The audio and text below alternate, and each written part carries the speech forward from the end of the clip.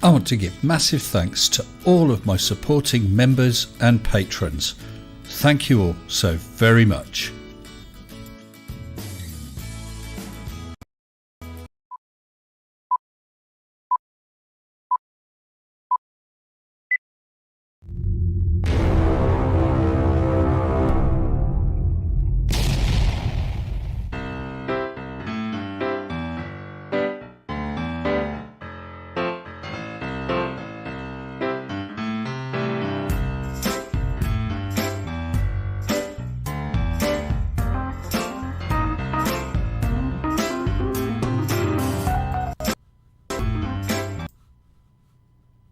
And now, ladies and gentlemen, it's my great pleasure to introduce you to the champion of cheese, the fighter of flirts, the bloke with the sexiest haircut on YouTube. Yes, it's Mr. Sensible. Hello, good evening and welcome to you all.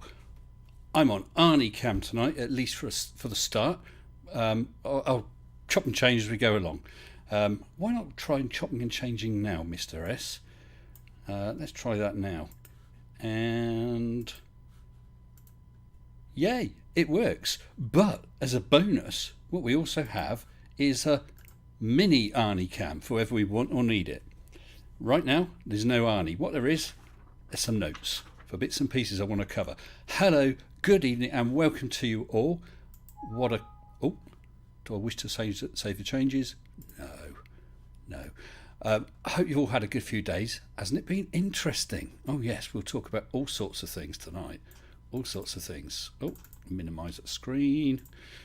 I got the sound sorted, but I've got to have a bigger screen, I think. You guys don't get to see it. Oh, you did see it last week. It's one of those double width screens. And I'm still looking at the wrong window. Let's go to the right window. That's better. I did have... I see there's a super chat. I'll read that out in a second. I did have a quick look at the super chats, and I think there were a couple just from the tail end of the last stream, whatever, that I actually don't recall reading out. They may have come just at the end. I'm not sure, so I'll read them again now so they get bonus if it was read. One was from Judy Bassett for €7. Thank you, Judy. Some cheese for Arnold. And the other one was from Second Best Bob, super chatting 5 of the finest, the very finest, highly polished sterling pounds. Thank you, Bob. Saying, I must sadly admit to trolling Globebusters. Globebusters ignored my questions and think Mars is fake. I give up. Love you, Mr. Sensible. Yeah. Globebusters, eh? But as I said, there was another one, so let me just call that up. Pop, pop, pom. Blinding speed. Oh, it's Now Opinion. Mr. Now, hello to you for 59 of his Swedish krona, saying, I like the Swedish themed videos you've made lately. First Borg. Yeah, sounds Swedish to me. First Borg, and then the Sörmströming video. I'll keep subscribing in. Nice one now. And how did I do with saying Sörströming? A bit better, I think, than Mr. Riley with his stir-stromming. Yeah, I'd like marks out of 10 for Riley, please, now, and marks out of 10 for me. Please be honest. If I'm a 2, I'm a 2. But I've got to be better than him, haven't I? I've got to be. Yeah. I do want to say big thanks to Gary K. Gary K was in the chat earlier on. I hope he still is. Because I was saying that I'd be sporting a new hairdo tonight. Let's just switch off the Arnie Cam a bit because it's a little distracting just now. What do you think? New hairstyle, eh? I thought I'd let it grow out a little. And as I said earlier on, I'm working on the bird mating plumage sort of theory because I have a cunning plan to attract Miss Kylie Minogue. But I did have a bit of a problem in that I wasn't sure how I would break it to Mrs. Sensible. But Gary K assured me that she'll get used to the idea. So that's all right. It really put my mind at rest there, Gary. And I can't remember who it was. Someone else said, don't push Mrs. S too hard away from you because the Earth's a globe and she'll end up coming back to you. Good point. Well taken. So who we got in here? See Colon in it. Good evening, Colon. FE peer review. FE peer review. You sent me that thing, didn't you?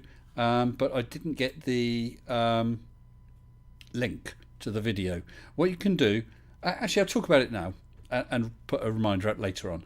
1 minute debunk videos. I've had a reasonable amount of interest so far.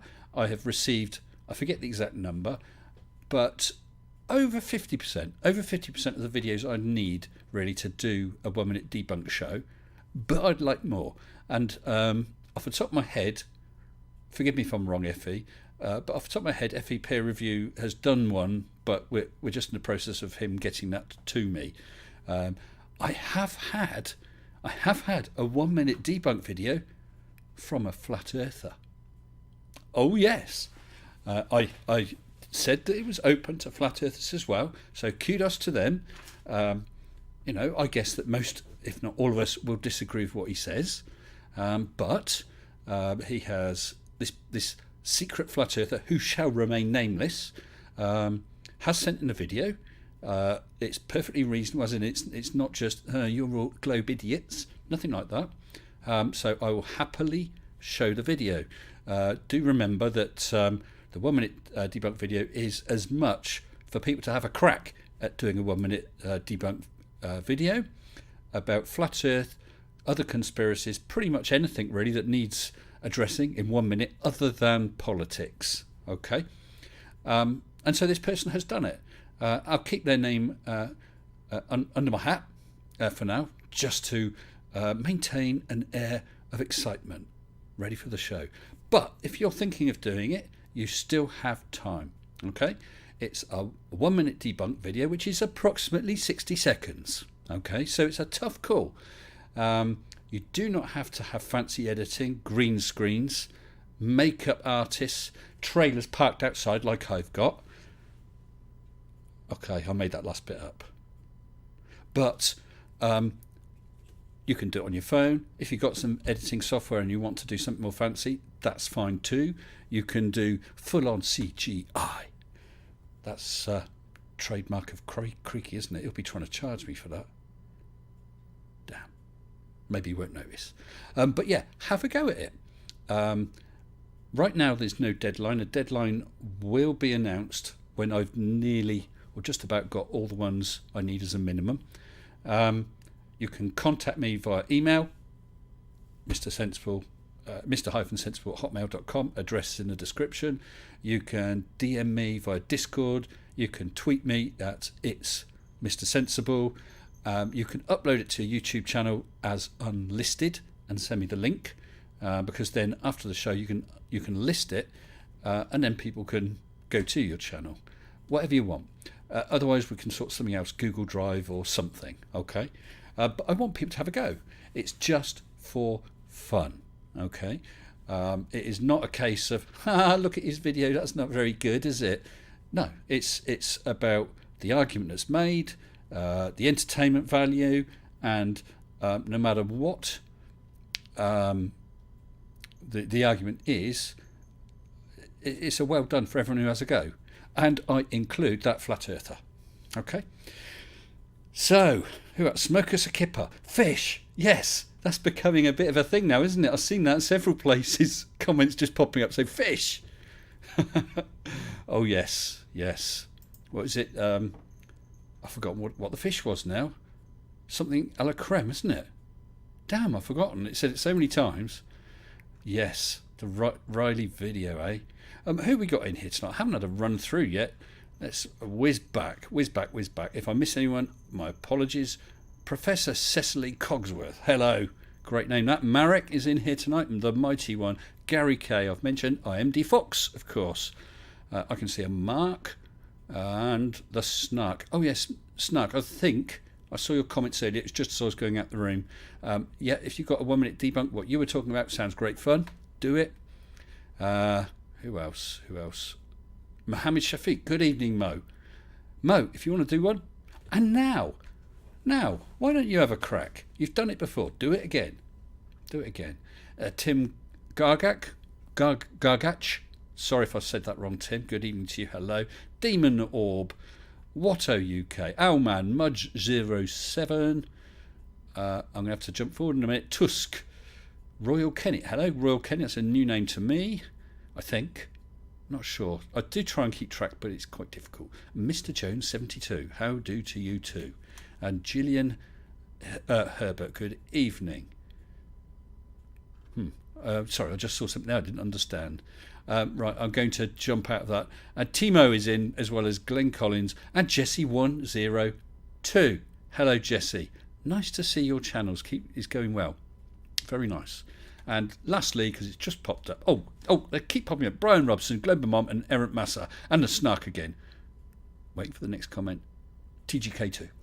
Tony Regime, hi, Mr. Sensible. Hi to you too, Tony. I'm going to draw the line there, not because no one else deserves it, but because I've got to stop somewhere. Whew, how are we doing? 108 watching. Hello, all 108. Actually, that's a very nice number, 108. That appears, I think, to be the exact number of subs as a certain D Rich 1 had. Or was it 109? He might be just beating me in subs. Oh no, I've got 109 anyway. Yeah! That's something else we're going to talk about. I hope you've all had a good week. I really do. Right. Firstly, I'd like to just briefly talk about something serious. This is my serious look, okay? This is to my mods, okay? Firstly, I want to thank you from the bottom of my heart for what you do, because I mean I'm mod on a number of channels. It's a pretty thankless task. You're having to make snap decisions. Do I allow this? Do I not? Do I block someone? Don't I? It's tough. And of course, things like jokes and comments can very easily be taken the wrong way. And of course, even if you're totally correct against one, the chat moves up just as you click and you do it to somebody else. I know. Okay, so I do want to say big thank you to all.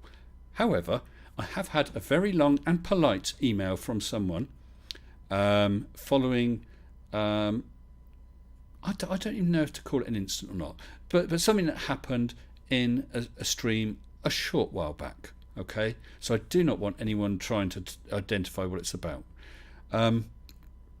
Basically, this person had made a joke.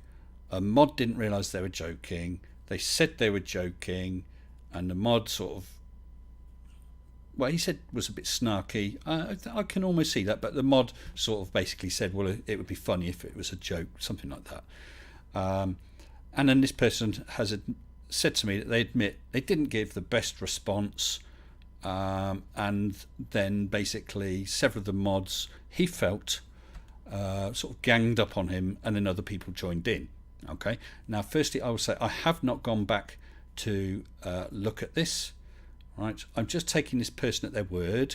If they're right, they're right. If they're wrong, then obviously this isn't the case, but it's still worth mentioning. So what I would ask is, mods, when you're about to block someone, just stop that extra second and think, is that what they're saying?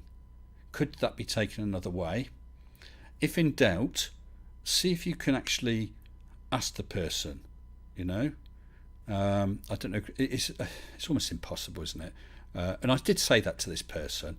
If there's any way you can query what they said to see if they are saying something inappropriate, okay?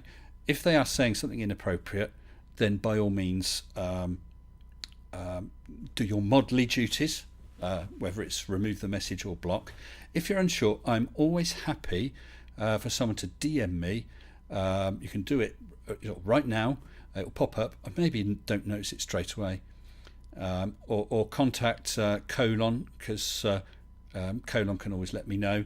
And I will try and address it as very quickly as I possibly can. I will always back my mods unless it was something absolutely blatantly obvious, inappropriate. If someone said you're silly and the mod said, well, I'm blocking you because there's some ongoing dispute between the two, then obviously I wouldn't be happy about that. I don't want to harp on about this too much because, as I said, I really do know how difficult it is, and I have honestly explained it to that person. So yeah, I just ask for as much care as you possibly can give, because as this person said, they're quite right, do remember that it's not necessarily a troll or whatever at the other end. It could just be a person who you've misunderstood. Okay, right, let's leave that at that, but I did want to address that. Riley, oh yes, so we got, minus 10 out of 10 for sleep, he says. Watto. Yeah, oh right, yes, we were talking, minus 10 out of 10 for sleepy, 11 out of 10 for me now. Really? Surströmming. Is that it? Did I do all right? Oh dear. Ivan James Hunt just said that he just got blocked by Flatsoid for pointing out why his latest video was wrong. Yeah. Actually, following on from the mod thing, I'm totally happy for a Flat Earth or someone else to come on here and say, Mr. S, you're wrong. Or Mr. S, you're idiot. Or Mr. S, your hairstyle doesn't quite suit you. We know it does really, but you know what I mean. They're allowed to have that opinion. That's fine. And you're allowed to retort. Dare I say, there is nothing to stop you. Oh, please, please, please. So, if someone says something like that, then by all means. Well, allow me to retort.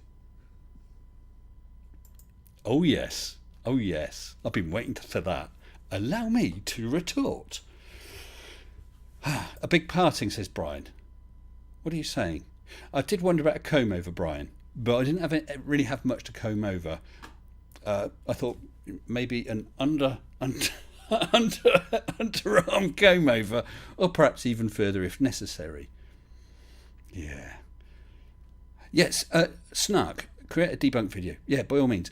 You mentioned the one about the collectives. That sounds really fun. Okay? Do whichever. Do both. Yeah. Oh, right, FE.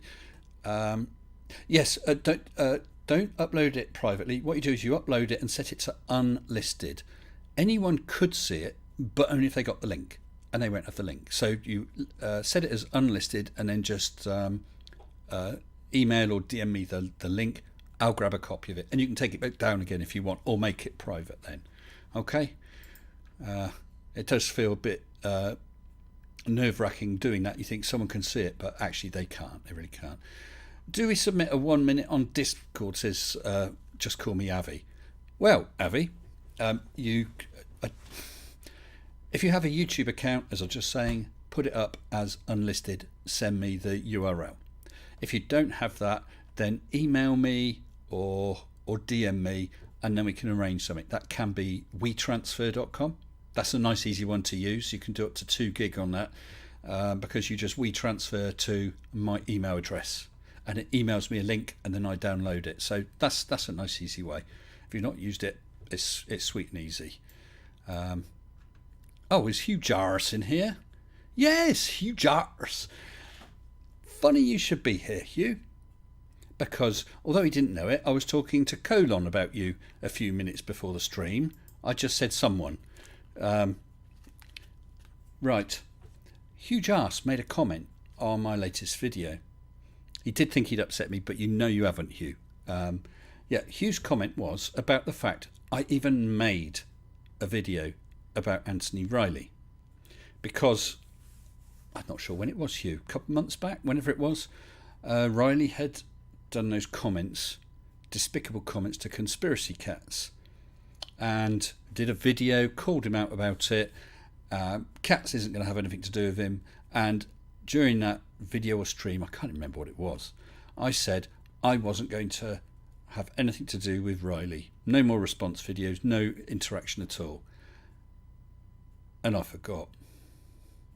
What happened is on my Discord I got a list of I've got several channels that pop up when a debunker makes a video or when a flat earther makes a video. Riley was still on there. Video popped up. I clicked it and I thought, what the hell's he going on about? What does he mean, herring? And before I knew it, I'd watched it, thought, this is bloody stupid. I know exactly what I'm going to do. And I made the video over about 3 hours, 4 hours, maybe a little more than that. But I made it on that day, straight after watching it. Uploaded it. Bang. Job's a good one. Really enjoyed doing the video. Really enjoyed putting out the stupid and enjoyed the responses. And then Hugh pointed out I wasn't supposed to be doing Anthony, and he's absolutely right. Okay, and I did say that in the comments openly. Yeah, it was an error. Yeah, didn't mean to do it because Hugh as a creator, excuse me, Hugh as a creator has been avoiding Riley as well as Cats. I had been, and others had as well. And I got to be honest, I let the side down. It wasn't a case of, oh my goodness, that'll be good for subs or anything like that. It was just, oh my goodness, that's stupid. I can make great fun of that. And I just went ahead and did it without thinking. So my deepest apologies, Hugh and other creators. But of course, all is not lost, is it? Well, for Anthony it is. For those of you who don't know, and it can't be many of you, Anthony Riley, that Sleeping Warrior, has lost his YouTube channel. Oh yes. Timeline. He did this video where he's comparing fermented herring, surströmming, comparing fermented herring with something to do with gravity, an Einsteinian and Newtonian gravitational theories. I don't think anyone really got what he was talking about. Doesn't matter. It was a good chance to rip into him, and rip into him I did. So that was, I think it was yesterday, wasn't it, that video went up? A few hours later, he put up another video. This was before your comment, Hugh, anyway. But he put up another video. It's a very short video, and I think it's basically a video he purloined from elsewhere, like he did with that Indian lady talking over the relative density experiment video. So he's purloined it from somewhere, and I assume that's the case because the 2 or 3 guys in the video are all speaking Russian or Chechen or something like that.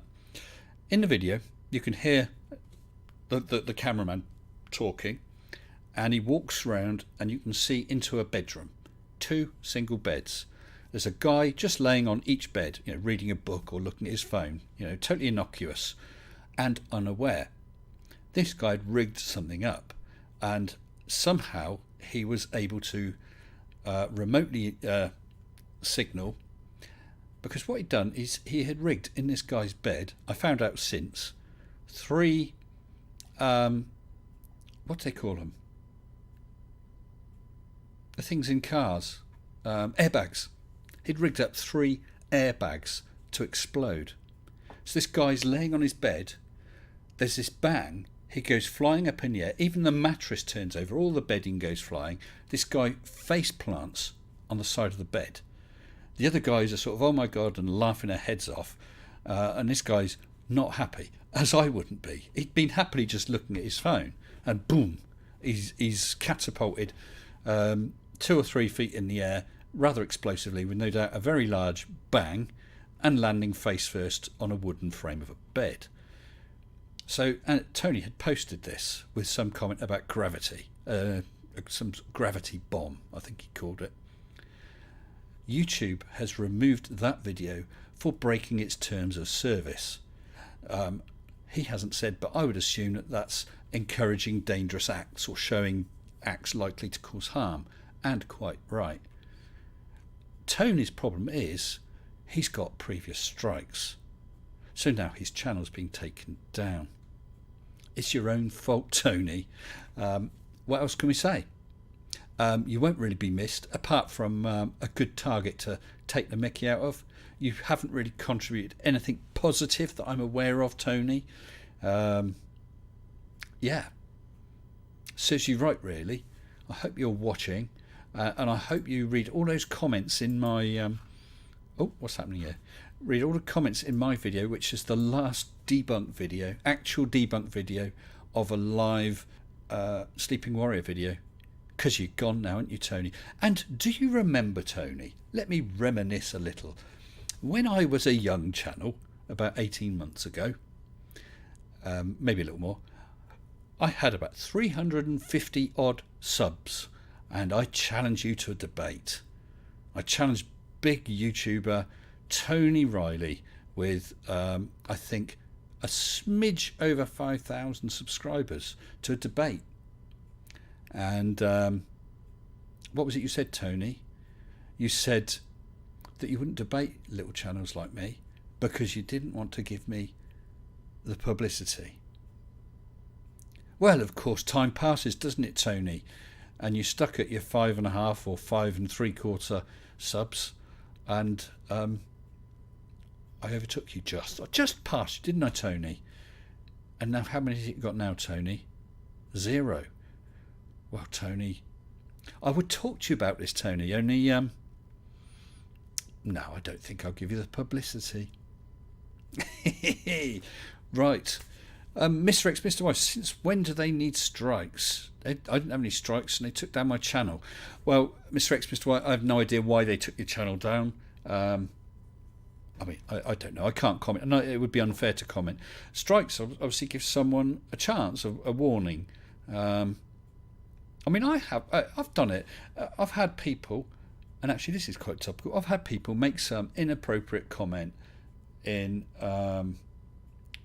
my videos, and I have addressed it, either to tell them to stop making that sort of comment, or if it's bad enough and had to be, removing the comment immediately and posting to them, but not banning them. I'll tell you what, the number of people that are actually banned from my channel, okay, is not many. By me, probably less than 10, maybe up to 20 in the 2 years, and some of those may have been, I'm not sure exactly how it works because I was looking through and some of them I didn't recognise the names of. Some of them may have been ones that have been blocked by my mods. So basically not a lot at all. I'm going to have to switch this off because it's not squealing. Go on, get off. It's not squealing, but I'm turning to toast. I'm going to have griddle marks in my arse in a minute. Yeah, so I do try and give fair warning because I would rather an idiot carried on arguing, and as long as they're not hateful, it's not pure abuse, it's not copy paste, it's not porn bombing, anything like that. If they're just arguing stupid, that's fine, because that's part of the reason for this channel and other debunk channels, so that it can be addressed. Because if I don't address it, if Fight Team, MC, all the others don't address it, then it's a speaker's corner for them to stop and address this crap to absolutely anybody without being challenged. And I want to challenge them. But going back to your thing, I don't know why. It could be an error, Mr. X. Contact them. Oh yes, Dora. Streaming Warrior has gone. He's gone big time. Perhaps he's gone to spend some time with Nathan Thompson. Yeah. Barry On says you can't be banned just from Mr. Sensible by sheer stupidity because he's still there. Thanks, Barry. Oh dear. Oh right, an Apollo denier who used the Fox TV logo on his videos. Oh dear. Am I a Peter Boghossian fan? It seems like I've read his work and applied it to my conversations, I presume, Rufus. Never heard of him. I don't know who this Peter Boghossian is of whom you speak, sir. Enlighten us. Mr. X, Mr. Y, how do you... I don't know, you'll have to do some Googling for how to contact YouTube, because you can certainly check... I mean, you must have had an email saying, you know, your channel's been taken down, or whatever the warning is. You always get a warning that you can reply to or challenge to. I don't know. Other than that, get some advice, Mr. X, because I haven't had it happen to me. The only thing I've had is about 2 or 3 genuine copyright issues, each of which I challenged and was upheld, and about 6 bogus copyrights not strikes, but claims, because I was using public, I forgot the term, but publicly available music. The author has given permission, and someone has registered those pieces of music with YouTube, so that the automatic thing goes through all the videos, finds videos with it, and then puts in a claim. But it's bogus. Yes. So you have to be careful about these sort of things. It's all very difficult. I'm keeping an eye on the live waiting room because I'm hopeful that I'm going to get a secret special guest come in. He has been invited, and he did say he would come if he was able to. If he was able to. Okay, thanks for that, Rufus. Thank you. Got me wondering now. What is it? Is he got the same attractive hairstyle? Is that what it is? Creative Commons, yeah, it might be, or just copyright free. I don't know, but it's basically available for commercial and non-commercial. You can see the only thing I have to do, and it's in every one of my videos, in the description. Where is it? Don't see, it's not there. Yeah, additional music and sound from bensound.com and zapsplat.com. Music and things like that I can use, and that's fine. But yeah, someone's been ripping me off, and in fact on Ben Sound, I did email Ben, and he's had it happen to other people. They're basically splatting or splurging YouTube, trying to claim copyright, so people will sort of in effect sign over any revenues to them. If you don't challenge it, it goes to the scammer. So, but people are scared to challenge it. I was on good ground because obviously I got it from a legitimate source. The author of the music was happy that it's used, so yeah, I just challenged it. After the second one, I thought I'm going to get a lot of these, so I just saved it, and each time I cut and paste it back in. I challenge it because, and after about 6, maybe 7, it just stopped. And then every single one of them, it said that the claimant actually releases their claim. Yeah, I bet he does. He knew he was busted. Way is Creaky or Cats coming? Johners. Good guess, but wrong answer. Oh no, if this person turns up, it should be a little more interesting than Creaky or Cats. Oh yeah.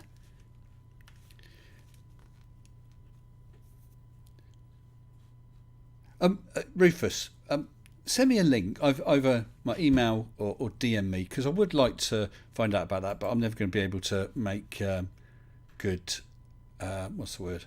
I'm not going to be able to keep track of it while I've got all this lot going, I'm afraid. Okay, thank you. Is it Oakley? That would be interesting, wouldn't it?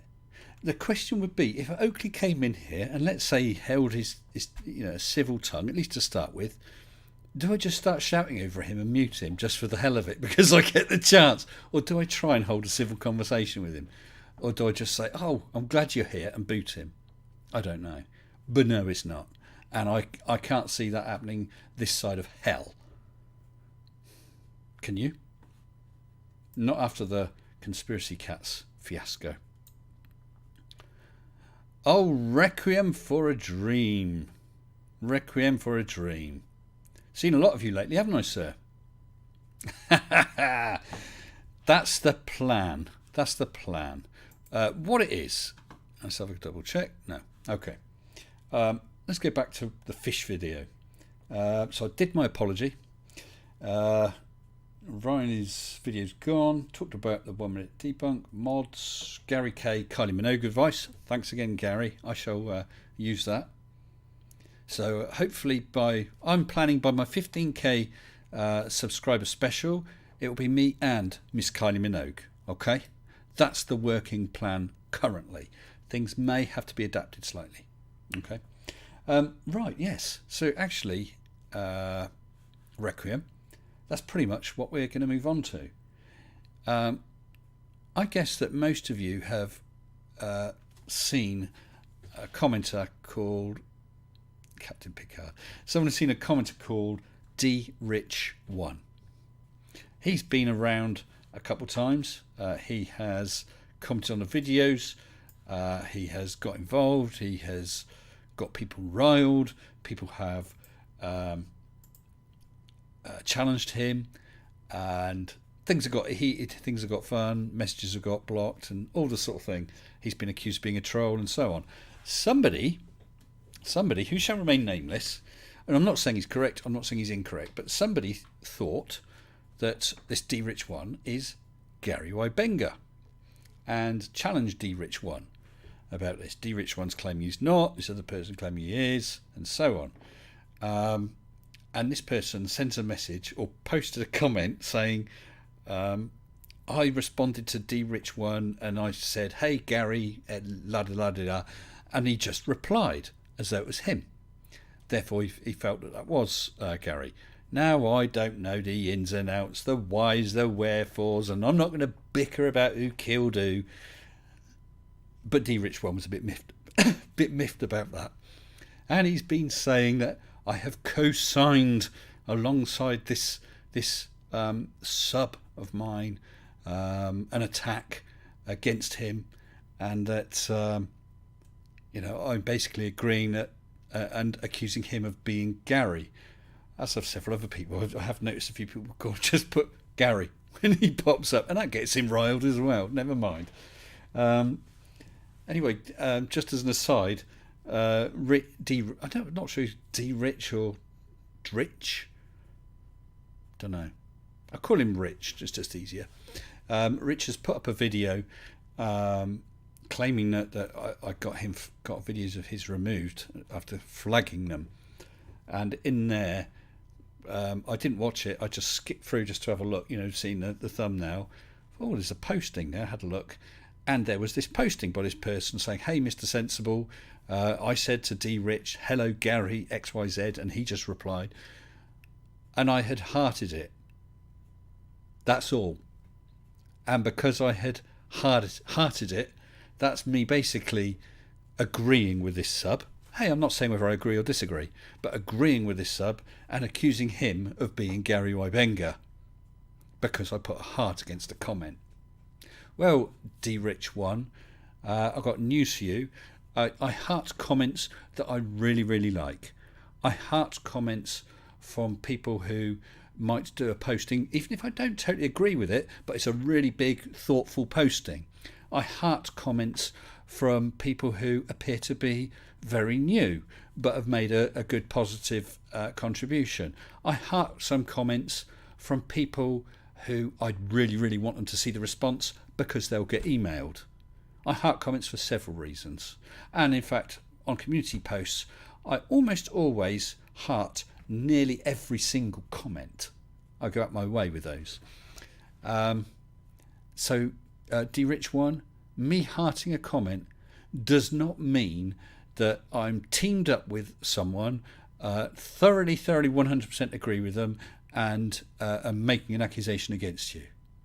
And as an aside, Mr. D-Rich1, and I do hope you'll watch this stream, as an aside, I've made, half a dozen posts to your videos? You've hearted them. You great chuff nugget. So does that mean you agree with everything I've said? I think you busted yourself there, pal. Definitely. Yeah. So, D-Rich1, I popped over to his channel because he'd made so many comments, and he said that he would look to get me closed down. He's done it before. Have I checked out Owen Benjamin? Ooh, Owen Benjamin. Big name, big channel. Has gone. What's this D-Rich1 done? I don't know. So I went and had a look, and he's got quite a few videos. And at the time, I think when I'd seen had been up for 3 or 4 days and had nearly 7 views. I'm not kidding. There were views ranging, I think, up to about 45, most in 5 to 15 views. Now, first of all, let me be clear. I am not dissing someone for having a small channel. He had 109 subs. Definitely not. Hey, every single YouTube out there, including PewDiePie, started off with 0. Okay, so I'm not knocking anyone for that. But he was making threats to get all his followers or whatever to swamp my next live stream. Hasn't happened, has it? If you see anyone, tell me. To swamp my live stream and to basically get me closed down like Owen Benjamin. My audio is unsync. Oh, I wonder if it's just this Arnie cam. Let me turn off the Arnie cam. Hopefully that's better. Let me know if it gets better or not. Yeah. So because he had made comments about swamping the channel, that is the reason I mentioned the fact that at the time he had 108 subscribers and 3 views on this video, 7 on that. And he made a big thing saying he's got thousands and thousands on Facebook. Okay. Why don't you tell him to go and look at your YouTube channel as well? I don't quite understand that, D. Rich. Don't understand it at all. And I'm going to have a swig. I forgot to adjust the Arnie cam, off the Arnie cam. There we go. Sorry. The thing is, I switch cameras, but then I have to chuck the scene across. My bad. Thank you, Mr. X. Ah, there's... Oh, no, that's Rich 901. Is that the same Rich? Oh, so that's someone called you Gary. Look, we're all Gary, and so's my wife, all right? We're all Gary. Don't worry about it. Okay, thanks, Mr. X. Yeah. What else? He basically accused me of lying. Now, those of you who've followed the channel for any time and have seen some of the previous things that have kicked off, either with Riley or with Oakley, and there's been a couple of other minor things, I don't lie. I can be mistaken, but I'm quite open. As I said, there's only a handful of accounts that have been blocked, and therefore extreme things, either hate speech or attempted porn bombing or the usual sort of thing. We have you've all seen people in here like Gary Wybenga, like Multi Tom Tom. They don't get booted off. Yeah, so he's basically accusing me of being a liar, saying I'm a communist and a fascist. I don't think they're the same things, D. Rich One. Perhaps you better check. Saying I'm a communist and a fascist and I'm censoring it. Do you know why? Because you lot are all sheep, and apparently I'm fraudulently scamming you all. That's what it is. Apparently I'm lying to you. I'm scamming you. Yeah, I'm doing all this, and he is going to take me down. Apparently he said he's done it before, and he's going to take me down. I'm waiting because I have issued an invite for him to come on the stream. That's D Rich One. Yes, check out Guy. Yeah, really serious. If you want to have a look at the whole sorry saga, and there is quite a lot of fun in there, check out that Riley video. The what was it actually called? It's the Riley and the Herring, whatever it is. It's my last video. Have a look at the pinned comment and hold on to your hats. You're going to need a beer or a nice long drink, I think, because it may take you a while to get through it. I'm not a sheep. I'm unique, just like everyone else. We're all individuals. I'm not. So we'll see. Yeah, so he's accused me of lying, of fraud, of deleting comments, and apparently what he did is, I don't know how many comments there are on this, I'm not going to refresh, but you, for instance, might see, at the start, 15 comments, and you have a look and there's 12. Where are they gone? Well, they could be held up in a filter, they could be comments that have been made and then removed by someone, maybe by the owner, or maybe by YouTube, I don't know. But the total figure at the top does not always equate to the individual count of messages. And at the time he was challenging this, he said, I've counted them up. And at that time, there were, I think, between 150 and 200 messages. Of course, someone pointed out that I was rather sad to actually be going through counting up messages to try and attack me like that, because I hadn't deleted any. No. With regard to him and the censorship, because I want to address that. Oh, I see there's a super chat. Let me just read that. Make a break from this. Sorry, I'm bending your ears tonight.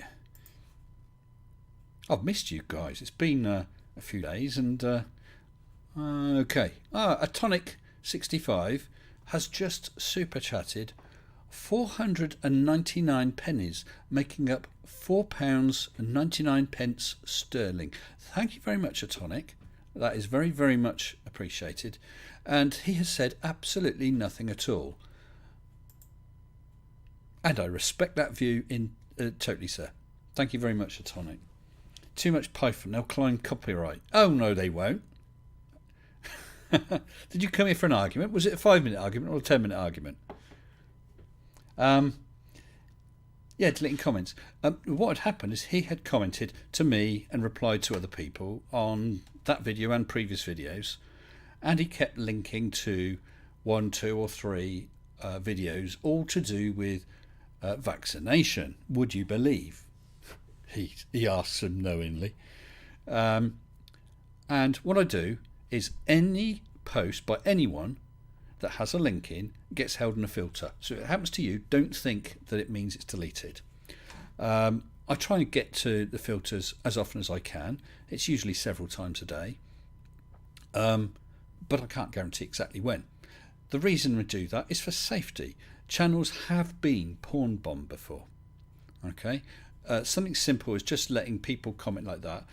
Only takes 1 or 2 people to abuse it, to link to various websites, and bang, there's complaints and your channel's receiving a strike. I'm not going to do that. I'm going to approve them. So what I'll do is I'll pop, oh yeah, that's a Wikipedia comment, that's fine. Doesn't matter if it agrees with what I'm saying or disagrees with what I'm saying. It's a Wikipedia link. That's fine. It's safe. It's a YouTube link. It's a so on, whatever. Anyway, he'd posted quite a few. I looked up, okay, something to do with Pfizer. Looked up, something to do with Johnson & Johnson. Looked up, oh, it's that Pfizer one again. Oh, okay. But the same 3 kept appearing. Okay, and then overnight, there's a whole bunch of them, went through them, and I opened up 4 links on his messages. 3 of them were going to the same video. He'd been replying it to different people. I'm not going to have that. That's just spamming. So I let one go through, deleted the others, and I put in a comment saying, please don't do that. That's spamming. I have let that one go. Next thing, he's saying, I'll post them if I want. I want people to hear the truth, so I'll keep posting. So basically, he challenged me directly. Let me just have a look just to make sure, is he here? Because I'd rather him answer for himself. No, he's not. Okay. He did say he didn't know. He knew it's starting at 9 o'clock, but he wasn't sure if he could get there straight away. Yeah. So, yes. So he said he'd post them if he wanted. And I basically said, look, if you do that again, the same ones, I will not approve further links from you. I'm not banning him from the channel. I just will not approve further links. It doesn't matter if it's something good, something bad, something that supports whatever view, whether that's flat, globe, anti-vax, or it doesn't matter. If he posts a link under those circumstances, it's not going to go through. I'll revoke his privileges. And as someone said, we've all got privileges. On this channel, the privilege of posting in the chat, posting links, whatever, is a combination of YouTube and Mr. Sensible privilege. You have to obey YouTube rules, and in my house, my rules. Hopefully they're lax and friendly and everyone can enjoy themselves. But yeah, if he's going to abuse it, I'm not going to allow it. I warned him, he carried on. I will no longer allow him to do links. So he did another video against me, didn't he? And it goes on and on. It's quite funny, really. It's I'm trying to think what it's like. It's like, when you see I don't know, say an adult and there's a kid trying to hit them, they just put their hand on their head and they can't get close. That's what it feels like. He's as mad as hell. Has been posting all sorts of stuff, accusing me of lying, accusing me of censorship, accusing me of everything left, right and centre. And eventually I reached a point, I said, look, if you call me a liar again, without evidence, if you call me a liar again, then I'll block you. So he's saying on his channel that I've been threatening to boot him. Screw him. It's so sad, because he could come on here, he could argue his case, we could all laugh at him. Oh yeah, that's the other thing, he doesn't like the fact I laugh at people. I have had Kyle Adams, Flat Earth Institute of Science. We have had good long conversations. I think in his views, technically he's a loon, but he's a nice guy. We had a good conversation. We addressed various points. He moved on something, doesn't accept or can't understand something else. That's fine. There was no rancor, nothing like that. I've had, briefly, Multi Tom Tom on here. That was okay. Gary Wybenga has come on here briefly a couple of times, or once, maybe twice, I'm not sure. That was fine. I've had Arwin. That was all polite, although he apparently thinks I'm you're a toxic bunch. Oh, hello, Tom Tom. Is that Multi Tom Tom?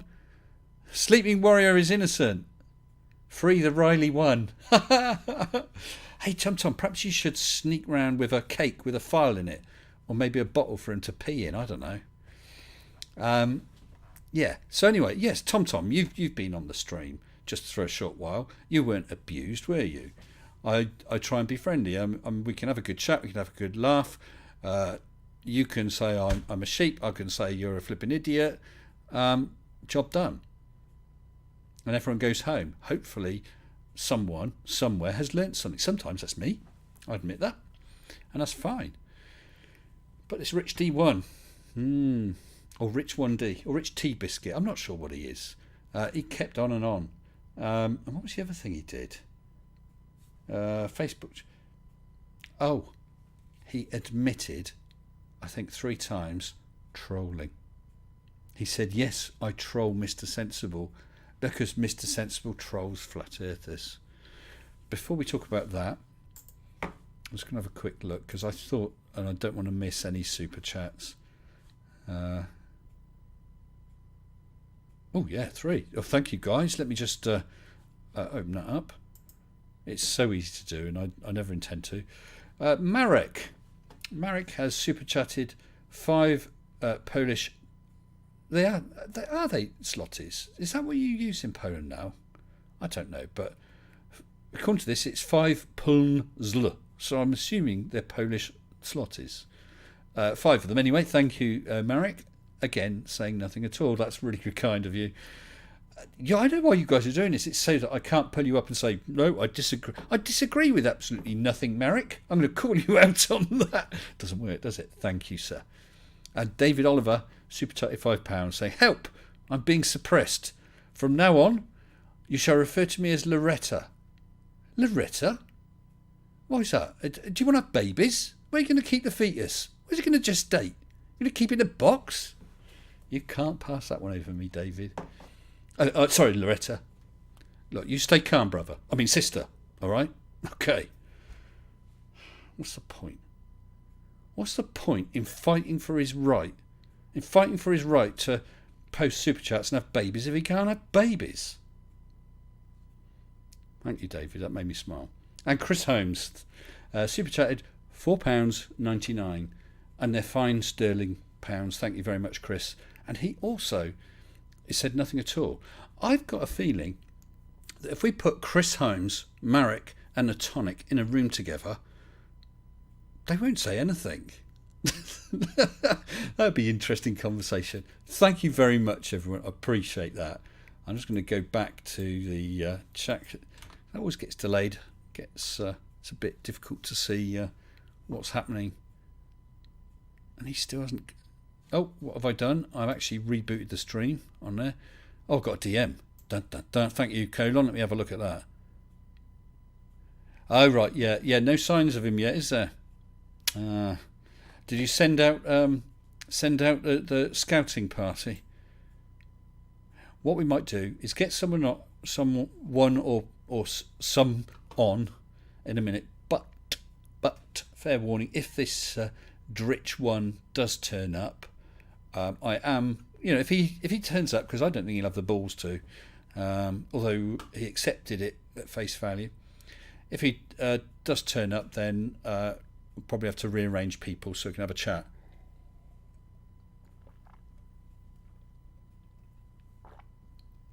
That's a damn fine cup of coffee. Well, it was tea, actually. Where's that come from?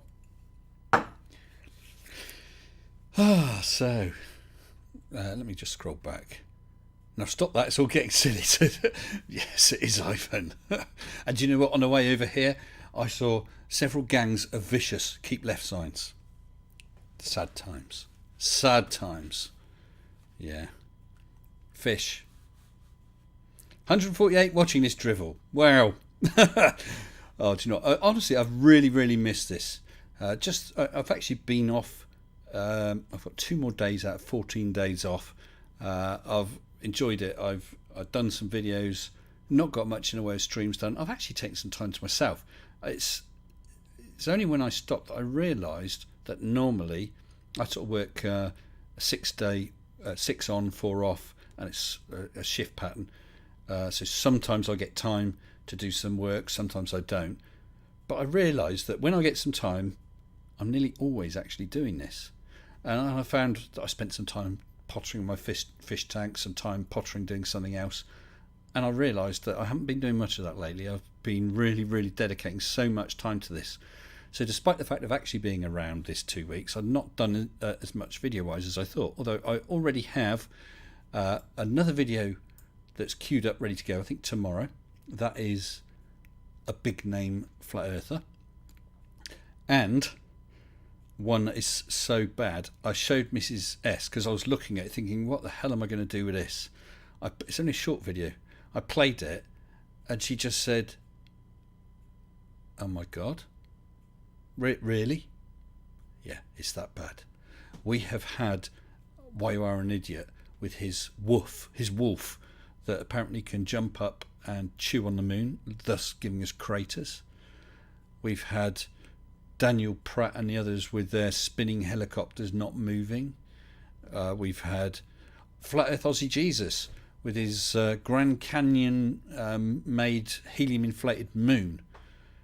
And each time you think, do you know what I found?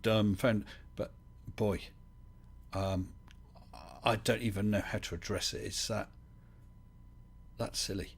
I have never seen anything, quite frankly, so yes, Hell's Granny's Tony regime, you remember it.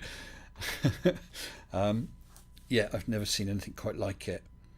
I've actually got the video and I was going to do it this afternoon, and I want to spend a bit more time thinking about it because it's special and I don't want it to go to waste. Hell's Granny's, yeah. Okay, let's have another check and see if we've got... He hasn't come in, has he? Okay, we'll keep an eye. Right, actually, first guy I'm going to get in. I hope you guys are ready to come in. 30-second warning. I'm not going to drag you all in at once. First, I want to have a word with Huge Arse, because as I said, I issued an apology. I hope you caught that at the top of the stream. The Ghost of Sleep. I see this as someone posting as the Ghost of Sleeping Warrior. Oh man, yeah. Well, Jezza. Flats don't cease to amaze you with their stupidity. This one will. This guy is going to bust Globe Earth, and this guy claims he is a PhD, and he does do some maths. I'm not that good at maths. I had to make sure that I understood what he was saying. I'm sorry. Oh man. Oh, I'm sorry, guys. I can't even tell you what it's going to be called because I don't know yet. But it'll probably have PhD on it somewhere. You don't want to miss it. Even if I say nothing, if I just take his video and played it and just laughed, it would be worth watching. Right, let's get him in. So, do we have a huge arse in here? Hello, arse. Are you huge? Hugh? No, but Huge Arse is here. How are you? Greetings. And I'll just say... I'm very impressed. Oh, are you? So am I, Yes, because I'm very impressed, Hugh, because we've been running for 59 minutes and it shut me gob yet. Well, that's what I was going to be impressed about. I mean, it's actually quite a skill to talk for that long all by yourself. Well, you see, it's thanks to Mrs. S, Hugh. I've been married now we got married in 92, so that's just over 28 years. And I've got a lot to talk about because it's the first time I've managed to get a word in edgeways. Right. You've been saving it up all this time. Absolutely. Yeah, I'll actually tell a lie. I occasionally say yes, dear. And that's about it. Well, yes. Yeah. That's important to say. It's yeah. about the only words you need to know, really. Yeah. Do you remember that advert for a certain burger for a chain with a big golden M?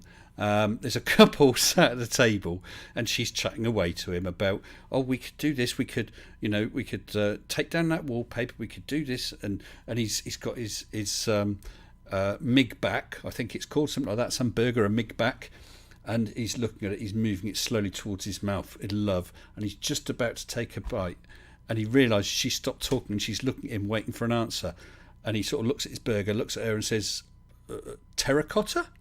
And then just carried on, and that's how I feel with Mrs. S. Anyway, Hugh, did you catch my apology and explanation at the top of the show, mate? No, because I was sitting in here, I can't hear the stream at the time, but I'm sure you made one.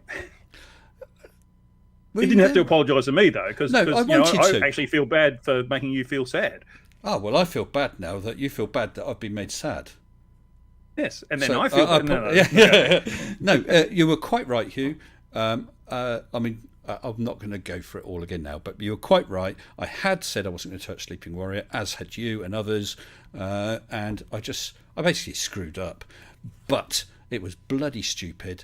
He was couldn't resist it, did it without thinking, and still hadn't even thought about it until you pointed it out. And you're absolutely right. Stupid needs to be opposed still. So yes, and well, not anymore. He hasn't got a bloody channel. Well, that won't be for long. He'll be like Daniel Pratt. He'll just prop up like another mushroom somewhere. Yeah, he has said that he wants to start a new channel, but he's not sure what to name it. So I think there's a competition there. So if anyone's got a Alien X, sorry Hugh, Alien X, don't mate. We will catch up. Everybody, Alien X Gaming is the person who asked me for an interview stream. I was there. Yeah, he's done me as well. Oh, has he? But he still hasn't done me, Hugh, because he didn't turn up. Oh man, it was funny, Alien X. I don't know. He might have been high. Who knows? Well, hello, Alien X Gaming. He's just commented to me in the chat. So yeah. How are you, mate? Well, look, Thud feels I've been up bad. Since 2 o'clock. Would you believe? 2 o'clock in the morning. Oh, I think because I say 2 o'clock. So 2 o'clock. I was waiting for SN10 to take off. I'm not. Oh, right. So look, how are you, Hugh? Good. I seem to be churning out a lot at the moment. I'm not sure how much longer that's going to last. But well, if you're on a roll, you're on a roll. Les Irrelables. Yes, Les Irrelables. I think that I got that right. On it's Friday mornings for me, so Thursday nights for you. I always like to put in something for that, and I've been cutting up my second video ever as a debunker was my top 3 flat Earth killers. Yes. So I've since done 4 and 5, and so I thought, I'll go back and I'll split up those top 3 into separate videos and redo a bit. I did number 1. I included a bit from Mage because that was relevant and happened since I did that video. And so that way you'll have a playlist of all these flat Earth killers, which individually kill the flat Earth, all these points. And you can go to this playlist, and if you're talking to a flurf and they say, well, what's your proof that the flat Earth isn't real? You just go to this playlist, and away you go. Well, I am waiting for one of them who perhaps is newer or whatever to sort of say, well, go on, why haven't you done anything? You know, why don't you send up a balloon? And, yes, I'm looking here's my to video. Yes. Suck it up, princess. I'm surprised it hasn't happened already. No, it hasn't. Yeah. And of course, what happens is you found out, they'll just make up any old rubbish to try and say, oh, no, that's not real, is it? Yep. Never mind. So, anything you've got coming up that you'd like to shill? Let's think. I was going to have a chat to this guy. Yes, the guy I need to wear sunglasses to look at. What was his name? Oh, Mr. Sensible. That's you. That guy. Good channel, that. Yes. I recommend it. Yes. I might sub. Well, you could. Actually, I'm not even subbed to myself, so I don't know if you can. But There's a what word I'm for doing that. with Subbing this yourself Mr. is a word Sensible for that, Hugh. Sorry, go on. Well, carry yes. on. Carry on. What I'm doing with this Mr. Sensible fella is, what time is it? Your time. It's Saturday morning, so it'll be Friday night, your time. I think we said 8 p.m. UTC. On Friday night, we're going to have a bit of a chat about a movie we both like, because we're both into Hitchhiker's Guide to the Galaxy and Monty Python and Red Dwarf and Star Trek. Oh, Star Trek. And we're going to have a look at Star Trek 2. Oh, good. The Wrath of Khan. I'm glad you told me which film it's going to be. Yeah, well, it'd be nice if you were prepared this time. Anyway. Well, it's not like you ever get prepared. No. And I don't want to be a Kent Hovind, do I? Sorry, I'm not prepared for yes, that. I'm not prepared with that. Yes, so it's going to be interesting. I have done lots of preparation. Okay, I watched the film again. And actually... Pretty much all you need to do. Yeah. Oh, cool. I am prepared then, Hugh. Definitely prepared. Webard says, Hugh Jas, you're a smeghead. That's probably pretty right. Okay. I associate more with Rimmer than I do with Lister. Maybe a little bit of cat in there too. Cat. Yes. Yeah. So I did message you, say I'm not quite sure how you're going to do it, and you did reply, and I'll keep stum on that.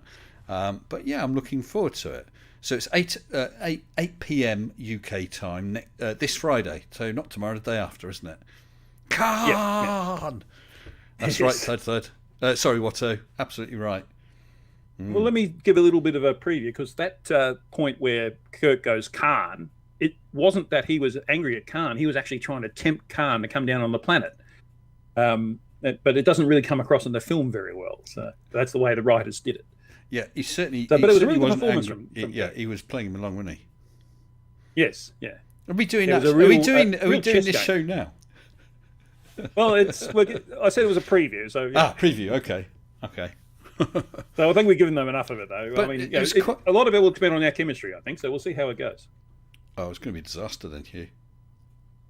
What, you hate my guts? There's a lot of guts to hate. But no, I watched it through again because it is a little while, and as it's coming along, to be honest, most of the script I actually seem to know off by heart, anyways, as I'm going through. But so I looked at it with a critical eye, and there were some bits, and I thought, do you know what? That particular little bit of CGI was really good. That bit was as ropey as hell, and I mean really ropey. And there was a couple of things which I won't mention now, and I thought actually that wasn't very forward thinking. You know, sci-fi, sometimes they get it right. You know, in the future everyone's going to have little mobile phones they can put in their pocket, you know, for instance, and other things they miss big time and get totally wrong. Yes, yeah. But there was just something, it's not so much they got it wrong, it's just that they didn't even think of. I'll save it till we're talking about it, because I don't want to... yes, I got one or 2 points like that as well. So, yeah. So it'd be interesting, because I'd like to know your views on it as well. Yeah, but generally most people consider Wrath of Khan the best of the original series movies. So I thought that's a good place to start. I didn't want to start with the motion picture, because that's long and boring. Yeah. And and it actually was, if you saw the director's cut, it isn't anywhere near as long and boring as it was originally, the motion picture, that is. But yeah, Wrath of Khan, I think most people relate to that a bit better, so I thought that's a better place to start. If it works out well, we'll do another one. Yeah, it was very Star Trek-y. Yeah. It was like a crossover between movies and TV. Yeah. And they were trying to do a lot of 2001 as well. I mean, I think with the motion picture, there was, from their point of view, there's a lot of excitement. Finally, we're going to do the film. So we really want to do it justice. We're going to go all out on special effects. We're going to go... And they did. Unfortunately, they then let that get in the way of the story. Yeah. Well, they paid all this money, so they had to put it in the film. Yeah. But it was like... I think it quadrupled in costs. They gave it a budget bigger than Rother Khan in the first place by a long way, and then that quadrupled. And it was ILM, from memory, it was ILM's first foray outside of Star Wars. And there was a bit of a coup to get them for Star Trek. Right. And and then so when Rother Khan came on, they had to do another film because the first one didn't do so well, but they cut the budget severely. But we'll talk more about that on Friday. Yeah, it's quite interesting because at a sort of meta level, the films, the series of films, were all very, very different. One was worried about effects. One was sort of just didn't have the budget and the effects, but was a much better story. Another one, they started the comedy sort of side of things, and we're characters you all know and love, and then it goes too far that way, and then you get the next gen stuff, and it's very interesting. But I did enjoy it. I watched that this afternoon. Mm-hmm. Again. It's always enjoyable. Yeah. It's 1982 is when that one was released, and especially the shots of where the Enterprise and the Reliant come past the camera and leaving space dock, they are just fantastic. They still stand up today. But other shots not so much. Yeah. There's one in one shot, the Enterprise particularly looked like a model. Not that it was waving around. The lighting was atrocious, and it looked like a white plastic model. One particular shot. It was a model. It was about 25 foot long. I've seen it. It wasn't that big though, was it? I've seen the model that. Oh, maybe it was the original Star Trek model that they used for the TV series on a stand outside some studio, and it looked about the size of a car, a small car. Don't know. Yeah, they had a couple, but they wanted to get that sense of size, so they made as big a model as they could practically move about, which obviously wasn't going to be anywhere near life size. So 25 feet's still pretty big. It is pretty big. It's pretty big. Someone's commenting about Vija. I thought the whole idea of Vija was quite interesting. Yeah, a lot of people speculate that once Next Generation came out, that the Vija was put together by the Borg. Yes. But it seemed a bit too benign for that to me. It was a bit, wasn't it? Yeah. Yeah. Who knows? We never really found out for sure. No. Well, we've got to wait about 300 years, haven't we, to find out? Yeah. I'm sure it's all going to come true. Yeah. Well, it is true. Oh, hang on. It can't come true because the Earth's flat. The space is fake, And I didn't hear anything about what was it, Marcy and whatever the blue whales, not blue whales, sperm whales, weren't they? Being taken from George and Gracie. George and Gracie, yeah. Where did I get Marcy from? It was close. Yeah, George and Gracie. Oh, close. Yeah, because they got rescued, didn't they? From God, I can't think of the name of it now.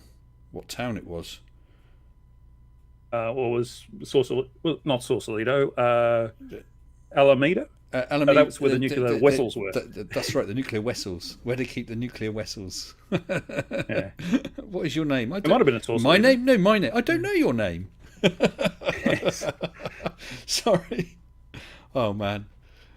Humpback. Thank you, Chris O. Yeah, humpback whales. Oh, right. Yes. Okay. Yes, Sorry, definitely. I didn't understand. Yes. Whew. Saved the day there, Chris. Cheers, man.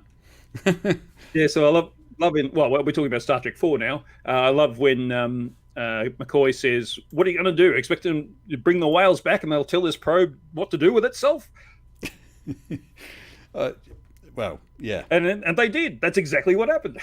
And when Kirk and that landed on Earth and started wandering off, and they sort of set the cloak on the ship. It was a Klingon ship, wasn't it? They were on at that time, if I remember right. Yeah, Bird of Prey. Everybody remember where we parked? Yep. I love little lines like that. Really do. I tell you what I'm watching right now with Mrs. S, because she's never seen it. She's seen the original Stargate movie when that was out, and the odd episode of SG-1. I've got all SG-1. I've got all of Atlantis. I mean, SG-1, I think, got way too tongue-in-cheek with... this is where Richard I struggle. Dean Anderson, what's his character's name? It's not Scott, is it? General O'Neill. O'Neill, yes, that's it.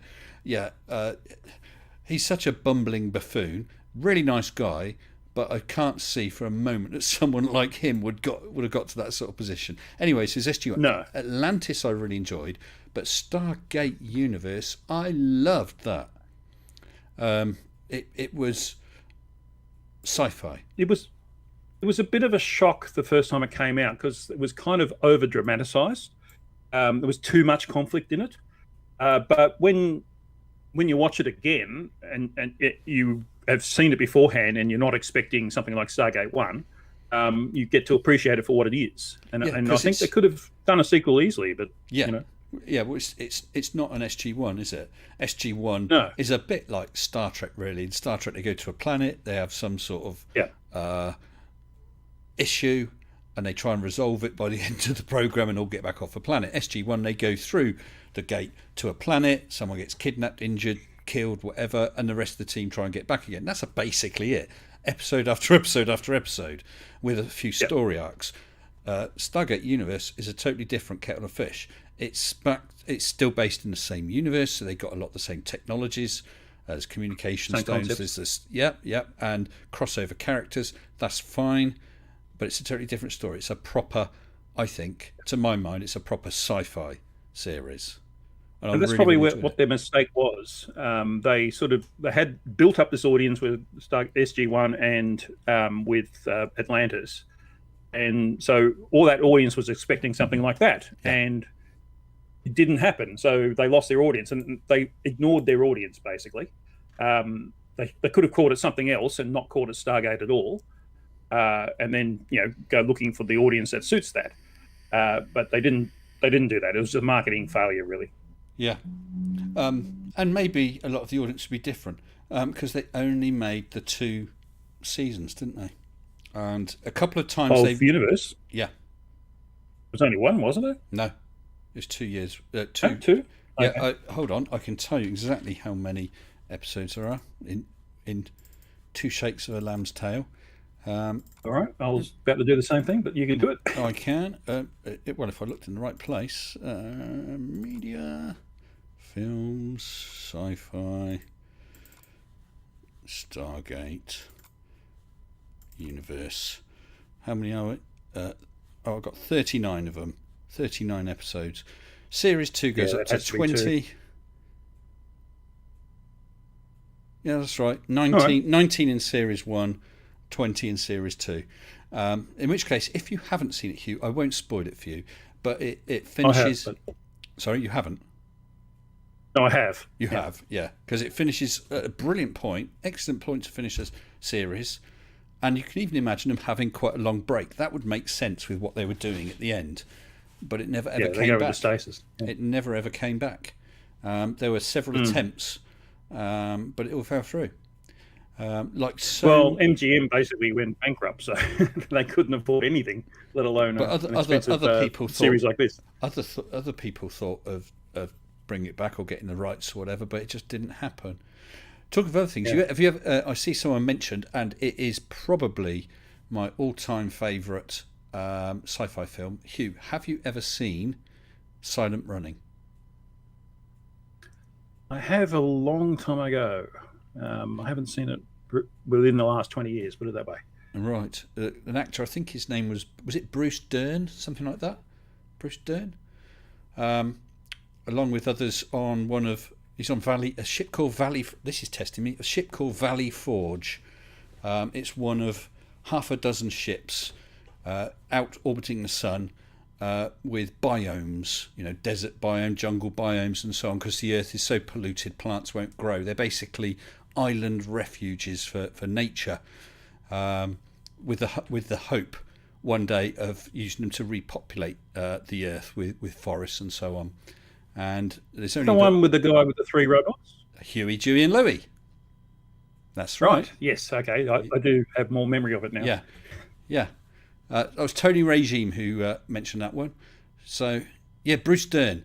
How about that then, Tony? How was I for remembering facts? Valley Forge. Yeah. Yes, he taught the bots to play poker. He also got one of them or 2 of them to carry an operation on him. Yes, Joni Mitchell. That's right. Yeah, and one time, Chris, when I was watching that, because I was a kid, we were at a friend's house. I knew it was on, and I'd asked the mum, could I watch it? And we were going to, it would come on about tea time. So stuck on the TV, and of course, right at the beginning with the titles is all close-ups of plants and snails crawling and all little insects and things. And the dad said, "Oh, I don't want to see that rubbish," and turned it off, and that was the end of that. So, never mind. Yeah, funny little robots, Huey, Dewey and Louie. We had a Roomba, the vacuum robots, Hugh. Okay. All right, yeah. And that was Huey. And we had a replacement, which was Dewey. And we did intend getting a robot mop cleaner one, and that would have been Louie, but we never did. Are you named after him? Well, you still might. There's still time. That's true.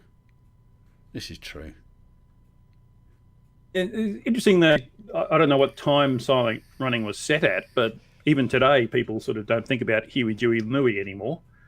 Was when we were kids, though we read those comics, but I don't think the kids of today read those comics. They read Transformers and Pokemon and things like that. The characters from the Scrooge McDuck. Yes, yes. Probably not. Probably not. Yeah. So, if it was set in 100 years in the future, unless there's some sort of resurgence, that seems unlikely. Well, this is true. He would name them now. I can see. Then again, it might be just a cultural thing. Joe Kovacs is mentioning Scott Bakula. That was that Sliders? Was that Sliders, Joe? Where he kept sliding from one time or one universe to another, could never really get back to where he started. Was that Scott Bakula? No, he was. That was what was that? That was Quantum Leap. Quantum Leap. Yes. That's the also one. In Star Trek Enterprise. Yes, yeah. But the Quantum Leap was the one I was thinking of, and that was Bakula, was it? What was Sliders then? Because was that a similar sort of thing? Yeah, I remember the lead in that was actually very similar looking to Scott Bakula, but I can't remember his name. Yeah. Quantum Leap. Yeah, and that was where they had someone invented a way of moving between alternate universes. Yeah. And they tried it out, and then he couldn't figure out how to get back. So that's right. And that was the plot. And wasn't there a Quantum Leap, or it might have been a sci-fi story I read anyway. It could have been a sci-fi story. And was Scott Bakula. No, about going to different universes, and these people arrived in a universe that, to all intents and purposes, appeared to be identical to ours, absolutely identical. And they were trying to find what the difference was, because it wasn't. Eventually, they tracked it down. It was that this universe didn't have the letter J, which is a really interesting idea. And whether that affected anything, I don't know. Unless that was that was another science fiction writer did that. I don't know. I can't remember if that was in Sliders, but I think the guy who did. I think you've mentioned him before. The Way. The Way, Greg Bear. No, that wasn't Greg Bear. Definitely not Greg Bear. It must have been something else then. I keep wanting to say Robert Heinlein. Anyway, there's another science. The Number of the Beast did Robert Heinlein a science fiction writer who wrote a book where they were moving between universes. Was there a book? And ended up in a place where they had jugs and jars, and it was I instead of J. Could be. Sliders was a group of apparently 4 or 5 people. Thank you, Tony. Apparently, we didn't have J. We had I, and then it got replaced with a J later on. Yeah, thank you, Tony. My knowledge is holding true. The book called The Number of the Beast by Robert Heinlein. Thank you, Tony. Yes, that's the one I was thinking of. Yeah, because they slipped to different universes. What I do remember, though, is I found the book bloody annoying, because it seems like they spent the whole time arguing about who's got the con. I don't know if that sounds familiar. And no, you're not alone in knowing that. I felt the same way, and later on I one of my mates at uni said he got so fed up with the book he just threw it out the window on a train. Yeah, because it's a shame, because it started off as a good idea. I had it, and I also got rid of it. That's very, very rare for me. The only other book I've done that to is I made the mistake of buying. Who's the Scientology bloke? L. Ron Hubbard. L. Ron Hubbard. He did that series. The first one was made to film. A Decology, collection of 10 books. I made the mistake of waiting till I'd bought all 10 before I started reading them. And it was Oh. utter junk. Utter junk. And the story petered out in book 7, and the last 3 books were nothing. I forced myself to read the whole lot because I had bought it. But the last 3 books were absolutely nothing. It was pitiful. And I finished reading the 10 books, and I actually, and I've never done this before, I actually threw them in the bin because I would not insult anyone by saying, here you are, you have these 10 books for free, read them. No, I would say don't waste your bloody time. And of course, it was made into a film with John Travolta. Battlefield Earth, yeah. Battlefield Earth, that's it. Utter junk. Don't even watch the film. It was crap. Yeah, apparently one of the worst films ever made. Yes. Only it was better than the book because it was only 90 minutes long or 2 hours long. Oh, yeah. Well, maybe we should review that movie. No. I knew I didn't really like you, Hugh. Yeah, Jerry Farmer says L. Ron Hubbard was a crap writer. Yeah. Yeah. Yeah, because in that, the aliens invade Earth, and there's humans. It's set in the future, and they're all enslaved or lost technology or something, and they find an old military base with some jet fighters in that must have been there hundreds of years, and they learn how to fly them on simulators and then fight the spaceships. How believable is that? Utter crap. Well, the electronics alone wouldn't be working. They'd be all rusted. And how about fuel? Be rusted and everything. How about fuel? That's like these idiots are saying that we should be pulling Saturn V's out of mothballs to go to the moon. I wouldn't go on one. That's like, expecting to go racing in a 60-year-old car. Funny you should say that, Hugh. In my video that's out tomorrow, it's actually addressing the Eric Dubay latest crap. I know a couple of people have already done it. They've done it at the same time as me, but mine was scheduled and then I bumped it. One of the things he does is says about that. And so I show a picture of a 1957 Chevy. Yeah, the most dreamt for car. I'd give all for a 57 Chevy. Could they make a new one now? Well, no, because they haven't got the technology. It's the same thing. The guys with the skills aren't doing it anymore, or they're dead. The lines don't exist. The tooling doesn't exist. The suppliers for various bits and bobs don't exist. So, yeah, you could do it, but it's going to take a long time, take a shed load of money, and be a painful process. It's exactly this. And why would you do that? It would be cheaper to give away a Ferrari or a Lamborghini or something. Yeah. What? Yeah. Wouldn't you want to drive a 2021 Ferrari rather than a 1957 Chevy? Well, to me, probably I'd say no. I would like to drive a 57 Chevy, but your point. No, I mean in a race. Oh, in a race, yeah. WebBard says, but they race old cars all the time. Yes, but they've been heavily modified and heavily updated. I race old cars, but if I just used the technology from 60 years ago, it wouldn't go fast at all. No.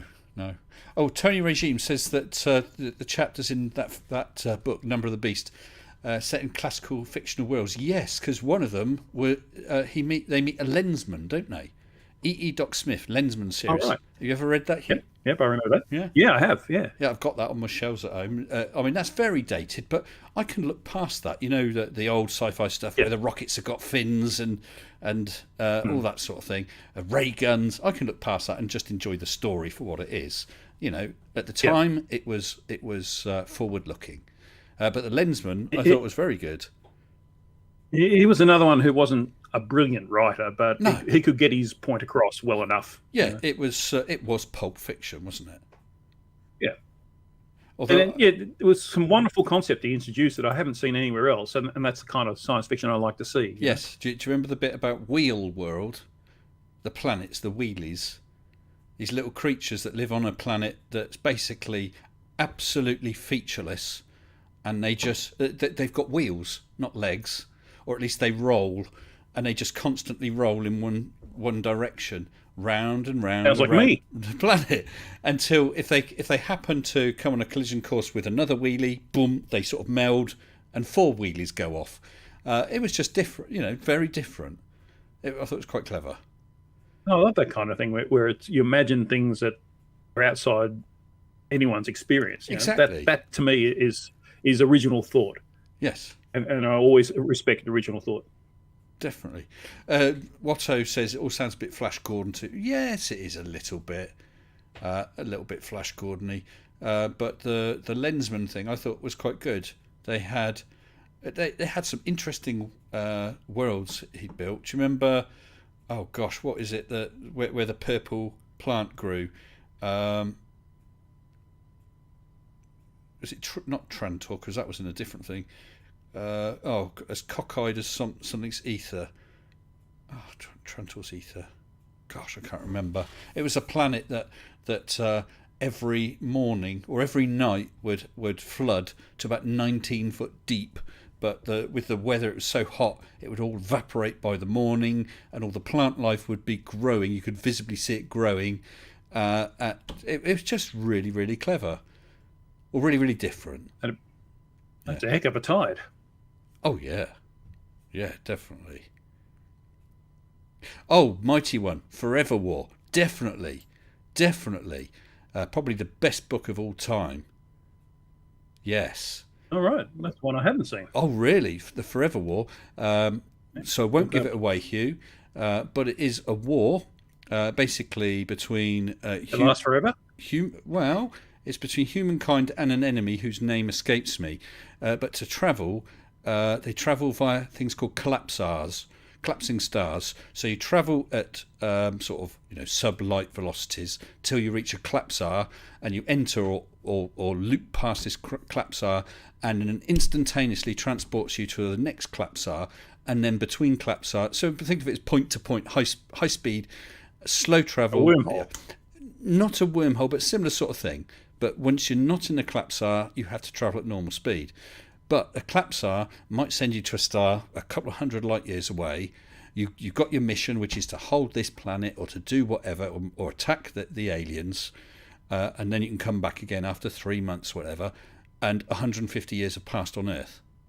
Okay, so what do? You've done your military service, you've earned a lot of money, so do you retire? But it's not really the world you know, or do you just re-enlist and go for another mission, and then come back and it's 2,500 years later? You see, it's very good, which is why it's called the Forever War. Definitely Okay. recommend that. Can anyone remind me the author? I just can't think of it right now. And I'm surprised they've never made a film of that. The Forever War. It's not Clifford D. Simak. Gosh, I'm trying to think.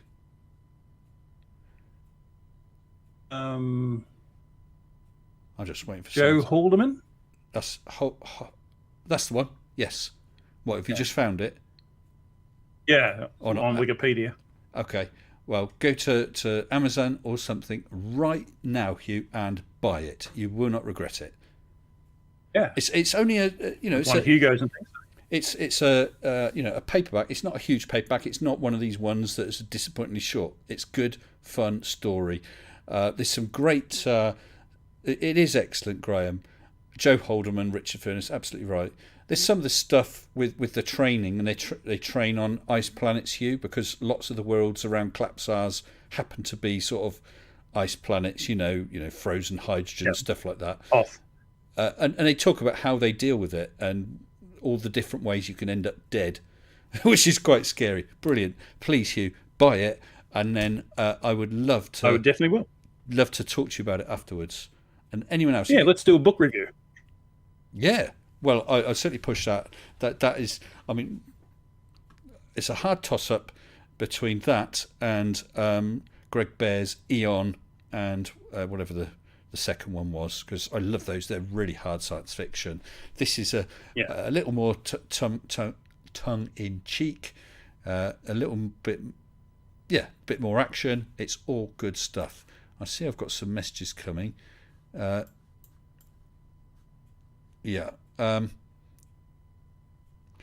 yeah. So what I'm going to do, if I don't maximise that screen like crazy, is what we've actually got, Hugh, and it's been great talking to you, and I'm looking forward to Friday, is we got a whole bunch of people out there. I saw a couple of names right from the beginning, so I'm going to bring them in and join in. Okay, I presume, and I hope you're able to stay for a while, are you? Or for good? I can stay for a little while. Okie dokie. Let's bring in 2 people. I'm going to bring in Mr. Brixie and Glober Mommy. Hello to you two. Hello. Oh, you're nice and loud tonight, Mum. Yeah, I have a new mic and everything, so Right. yay. And also, you happen to be set. Your volume is set to 200%. Just say something else so I can check it. Okay, here, I turned mine down a little bit. Does that help a little bit? Yeah, that's fine. We got it now. Lovely. Okay. Okay, and Brixie. Perfect. Hello, how are you? And you're sounding good too, Brixie. How the hell are you two? Good. Very good. Yeah, I mean, working from home, usual stuff. Yeah. Well, I've got 2 more days and then I'm back onto that as well. Oh, and so I understand that D Rich One had not turned up in the live waiting room with you guys. No. No. Nope. How sad. No. Well, there, Isn't that sad? yeah, there was his chance. Is that a brainy beaver? No, it's not a brainy beaver. No, it's Global Mom and Brixie. And have you met Hugh Jars? Yes, I have actually. So Global Mommy, you've seen you've seen my Hugh Jars. Yes, I have a huge arse too. It's also one of my channel members. Mm. Yes. It's very difficult not to see a huge ass, really. Yes, Yeah. I'm a jar's hole. Mhm. That's right, a just soul. Yeah. Jar's soul. Whichever Yeah, I gotta way get you that right. turn, there's always Hugh Jars. Yes. Hmm. So what you been up to, Global Mom? Apart from getting over 3,000 subs, wasn't it? I wish. I'm at 888 right Who am now. I thinking of? Oh, I'm thinking of Parrot, wasn't it? She just You're thinking ticked of over- Parrot, yeah. Yes, She just got over ticked 3,000. 3,000. Yeah, sorry, beg your Yep. pardon. Yeah, so sorry, 88, did you say? 888 right now. Ooh. Hmm. You I should think have that's a stuck at crime. 666. If you haven't subscribed to Global Mom by now, you should go and do it right now. She deserves to have over 1,000. I want the Here's your community little post. ad. Come on, let's go. You can't You've got argue my with a PayPal, Hugh haven't you? Jars. You can't What- argue with what Hugh Hugh Jars. Jars? I should know. I'm married to Mrs. Sensible. I hope she doesn't watch Can't this argue with stream. Mr. Sensible. I wouldn't dare. Wouldn't dare. Well, it's quite You gotta safe. be nice to the wifey. It's quite safe to argue with her actually over a radio communication system from a ship from a ship in orbit. It's safe, From a ship in it's safe orbit to argue with her as long as around you a accept that you're different wrong. planet. Yeah, where she can't reach you. Mhm. Yeah. Physically reach you. Mhm. And pretend you're someone else. It's a different planet because of the lag feature, And of course, if she sort of is Mr. Sensible, is that you? You just jiggle around with a communicator and pretend to be cut off. That's what I always do. Can you hear me now? Can you hear me now? Just keep doing that. Yeah. Actually, if you get I haven't got one. We found out at a place I worked at years ago, and we used to occasionally get awkward customers, and someone discovered if you get a packet of crisps, sorry, not a packet of crisps, a tobacco, like a Gone Virginia type pouch of Okay. tobacco, and you hold it to the earpiece and scrunch that, it really sounds like static, and you could Really? pretend to be cut off. Giving away your trade secrets now. Yeah, well, I don't do that job anymore now. Hello, Gary Wybenga. Right, I see Gary's in the chat. Well, I did see you earlier, Gary. Good evening to you, and I hope you're posting lots of comments in support of the Globe Earth, or if necessary, against it, but that are decent arguments and no copy paste, and you are welcome to do so. Okay. Yes, so far so good, I think. Good. That's what we like to Yeah. hear. That's what we like to hear. And what about you, Brixie? Well, recently I've been heavily following the SN10 launch, or at least the one that's pending. It's been fascinating watching that. But yeah, it's a long drawn out thing. You have to be patient. When's it? Excuse me, Brixie. It's not. It honestly is not that you're boring me. I'm just tired. I'm sorry. When is it due to launch, or when's the next window? Well, it was meant to be a little while ago. Actually, they've scrubbed, and they want to possibly do another attempt later today. But you never know. You really never know. What's been hold up? Weather or technical? Well, from what I heard, it was that the Raptor engines were just a little bit too powerful, and it was just an automatic safety thing that cut it off. They've got to have all the safeties up full, so I guess that's what caused it. So it's not like Wallace and Gromit. I forgot the cheese and biscuits. And I'm reading that they're targeting about 26 minutes from now or so. And Dave Enns just said in 10 minutes. Yeah, I've got a quote here, 15 as an estimate. I mean, they do. So he vary. pays your money and takes your pick, basically. Yes, bingo. All right, Gary Wybenga says, hold on. Yes. Has it gone? Or have I missed it? Oh, no. I have my ideas on how the ISS works. I have no doubt it's up there. I've seen it. Good stuff, Gary. I don't think it works anything like you think. Well, Gary, I've seen it as well many times.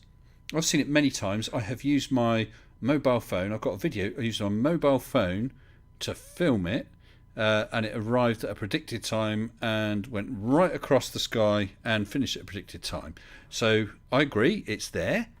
I have no doubt about that. Other than that, and the fact that it's a very bright and steady light, travelling at great speed, and it's quite obviously not an aircraft, no flashing lights. You said you don't think it works anything like you think. What can you tell about it? Because all you can tell is it's very bright and it appears according to its predicted orbit. I don't know what else you think you'd be able to tell just by looking, unless you're a Reds rhetoric and get a couple of guys and you properly measure the height or the speed of it. It's been shown in almost good detail too by Astronomy Live. Yes, people have photographed it. Geronism caught it and photographed it transiting the moon. I don't know quite how he'll explain that away. Well, he didn't really. I think the biggest difficulty is to explain its velocity. If they think it's in atmosphere, that's some amazing speed for something in atmosphere which isn't refueling. Oh, apparently, according to Demon Orb, SN10 had some shit in a carburetor. No, that'll be it. Yeah. Thanks, Demon Orb. That's really helpful. Explains a lot. Look, what I'm going to do is we've got two other people sat in a waiting room. Don't want them lonely, so I'm going to bring them in as well. Bring them on in. Let's party a bit. So we've got Scythe DK. Good evening to you, Scythe. And we've got Marek. Good evening to you, Marek. How the hell are you guys? Apart from quiet. I'm fine. Hello, Scythe. Marek. Sorry, I'm on my phone, so it's a little bit confusing sometimes. That's all right. Don't you worry. Don't you worry. It's also a bit of a jolt being pulled from the waiting room in, especially when people can be mid-sentence and not realise. It's quite funny. Oh dear. So can I ask you a question? You may ask. Hugh, do you have some pluggers on right now? Somewhat. Hello. Pluggers. Pluggas. Pluggers. Hello, Hugh. Yes, I'm here. Did you hear Scythe's question? Was he asking me? Oh, sorry, I didn't realise. I thought he was asking you. Did you say Hugh or you, Scythe? Hugh jars. Hugh jars. All right. Hugh, I'm not sure why I'd be wearing pluggers. I don't know what they are. It's Australian slang for flip-flops. No. Really? I thought they were thongs. Yeah. Yeah. No, plugger. I know what he means by pluggers. Oh, there's okay. double pluggers, you see. Double pluggers. The bit. That sounds like something Nathan Oakley's got in his bedroom, doesn't it? Ooh, maybe not. The back part of the flip-flop, as you call them, where it goes into the thongs, into the main part of the rubber, that can be double, and that would be a double plugger. No one really calls single pluggers pluggers. Gotcha. They call them thongs. So there's thongs and double pluggers. Okay. Oh, I'll just read out. I've got a super chat. I'm not sure exactly when it came from. The Snark for €2. Thank you, Snark, saying, "Hey, another super chat." So it is, Snark. Thank you for that. Yeah. So let's just go through Brixie, Scythe, Globamom, and Marek, if you're here. what did you think about all that news about Mr. Riley? Mr. Oh, my, It's so I'm sad. What happened that's so again? sad. I've He's- been crying all day. He's lost his Yeah. channel. It wouldn't Si. happen to a nicer guy. He lost his channel? Mm-hmm. Yep. Oh, Yeah. that's good news. Well, if he's starting a new channel, Riley the Riler would be a good title for me. Well, he said he was looking. He said he was looking for another name, so it'd be quite nice if we could Oh, come up God. with one to suggest to him. Maybe he will revive his old channel, the one he deleted because he lost that bet about solar eclipses happening every month. Oh, yeah. Did he, And never paid What? up. that was his. What was that his a answer about why he lost his channel? right. Well, What he happened? it was the version. Well, what he was is he said that a lot of globe earthers just flag every single one of his videos, no matter what. And of course, YouTube check it. No, that's all right. No, that's all right. Oh, there's something wrong with this. He said so. Basically, at some time, I'm going to screw up and get something because every video is reported. I'm going to get flagged, and eventually I'll lose it. And he said that's what's happened. Well, the thing is, if he never was doing anything dodgy, even if some flagged them all, it won't happen. But I do understand what he's saying. If every single one is getting flagged, there's a much bigger chance of it happening to him than it is to someone That's who's not if getting flagged. every single one is getting flagged, or If- that's just what he if, said. Yes. Yeah. But that doesn't add up because why is Mhm. Nathan Thompson's channel still up? Nathan Well, Thompson's no, his gone. channel's gone. No, he's on Nathan Thompson's on Be the Change now. Oh right, Yeah, yeah, he's that's just a different yeah, channel. he's basically breaching the rules, isn't he? Really? Yeah. Yeah. Well, Yeah. he has And thought- I thought- Eric DeBay. hang on. He has 2 videos up now because he's sharing a channel with somebody else. Yeah, One is Be a the month Change. old, one- Mhm. Yeah, one is a month old, one is a few days old, where the dude goes into Walmart and other places, touches everything in his face, Mhm. trying to spread a virus. Those videos are still up. Yeah, they are. I thought you will tell something about that YouTuber is censoring them or hiding this true, like always. Yeah, they're hiding the truth. They're hiding Flat Earth. Then how come there's a lot of other Flat Earth channels still out there? Standard Just standard saying. answer about why they're deleting their channels. So I do apologise. Someone suggested something in the chat. Without looking, I can't find out who it is. I'm going to set something up now. Carry on chatting, guys, just so I can concentrate on this for a minute. Because I did have something else set up for D Rich 1, should he have turned up, and of course he didn't. As Oh, publisher. okay. Never mind. But yeah, carry on, because I think... Yeah, I was just looking. There is a Nathan Thompson channel up, but it shows the Nathan Thompson, the Reckless Ben prank videos on it, and I think it's a Nathan Thompson sock account video or channel. I think his biggest problem is that he loses the option to show any archive footage that he's put in the past. Right. Video. Yeah, he's got put a few of them up on the Be the Change, but right now they're mainly doing the Clown World tour, they're calling it. Where they're Yes. going around just flat smacking people. Witsit's on that, isn't he? Yes, I he look at is. Witsit. Did you see what they did? That they put a QR code on top of their whatever it is that they're writing in, saying they can read this from the ISS. Like, Yeah, they put Flat Earth Research big- Earth or something on top of the RV. yeah, and a QR barcode that's like 2 inches. That's small. It's so- What kind of equipment do they think they have on the ISS? Who knows? By the way, Mr. Sensible, I've donated you in Super Chat without message. Where are my my only fan photos? That's my other URL, account. we'll look 'em up. That's my other account. And for the what's it saying? For those who not yet aware, SN10's re-entered launch countdown sequence. It's on my stream now. Okay, so you can see it on my stream, and I can't see. I can't see the actual countdown. Doesn't seem to be. Every day, or astronaut suggests it's 10 minutes to go or so. Okay, well, what I can do, of course, is when they reach it, Why we say restream SpaceX, not NASA spaceflight? Well, the thing is, NASA is copyright free, isn't that right? I think so. But I have no idea about SpaceX. Yeah, that's correct. That is correct. Yeah, so SpaceX are the contractor, isn't it? Yes, Danny Jones, Hoax Police. This is live. To my knowledge, it's 4:50:13. Yeah, and it's 10:50. So that's 6 hours behind us in the UK. Yeah.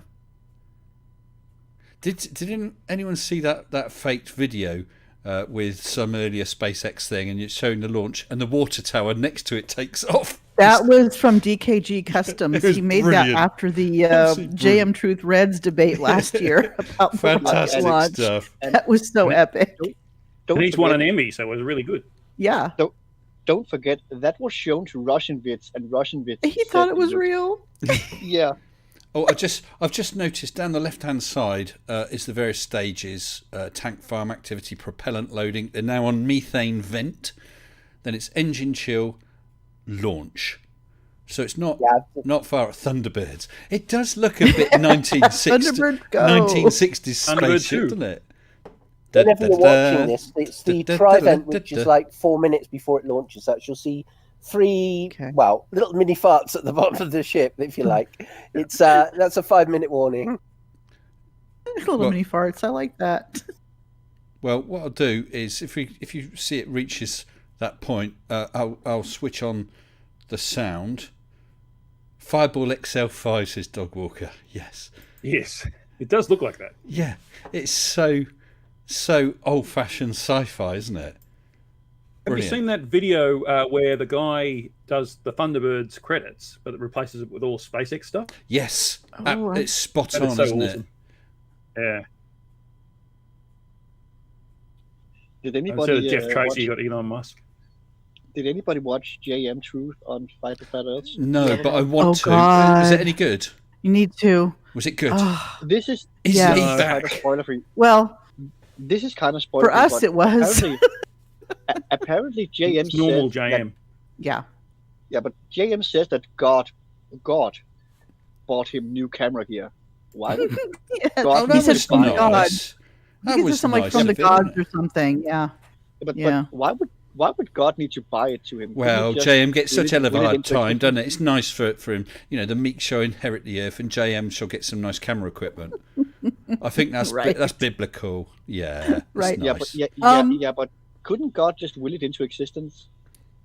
What sort of? Need to buy it? Yeah, God's magic. Magic. Well, that's the thing I noticed with JM background. I mean, most professional people who create images would have examples of the work behind him, but all JM had was camera equipment. Yeah. It's as if he hasn't produced anything that he wants to show off. Well, if you have a look at his stuff, most of his videos, I reckon probably 50% of his videos are actually videos about him filming stuff. They are, yeah. Rather than the actual stuff itself. One of them that he calls a documentary. He's trying to prove to his investors that he's doing something. Yeah, exactly. Well, one of his videos was actually he submitted that to 3 online film festivals, and it's the most amateurish production I've ever seen.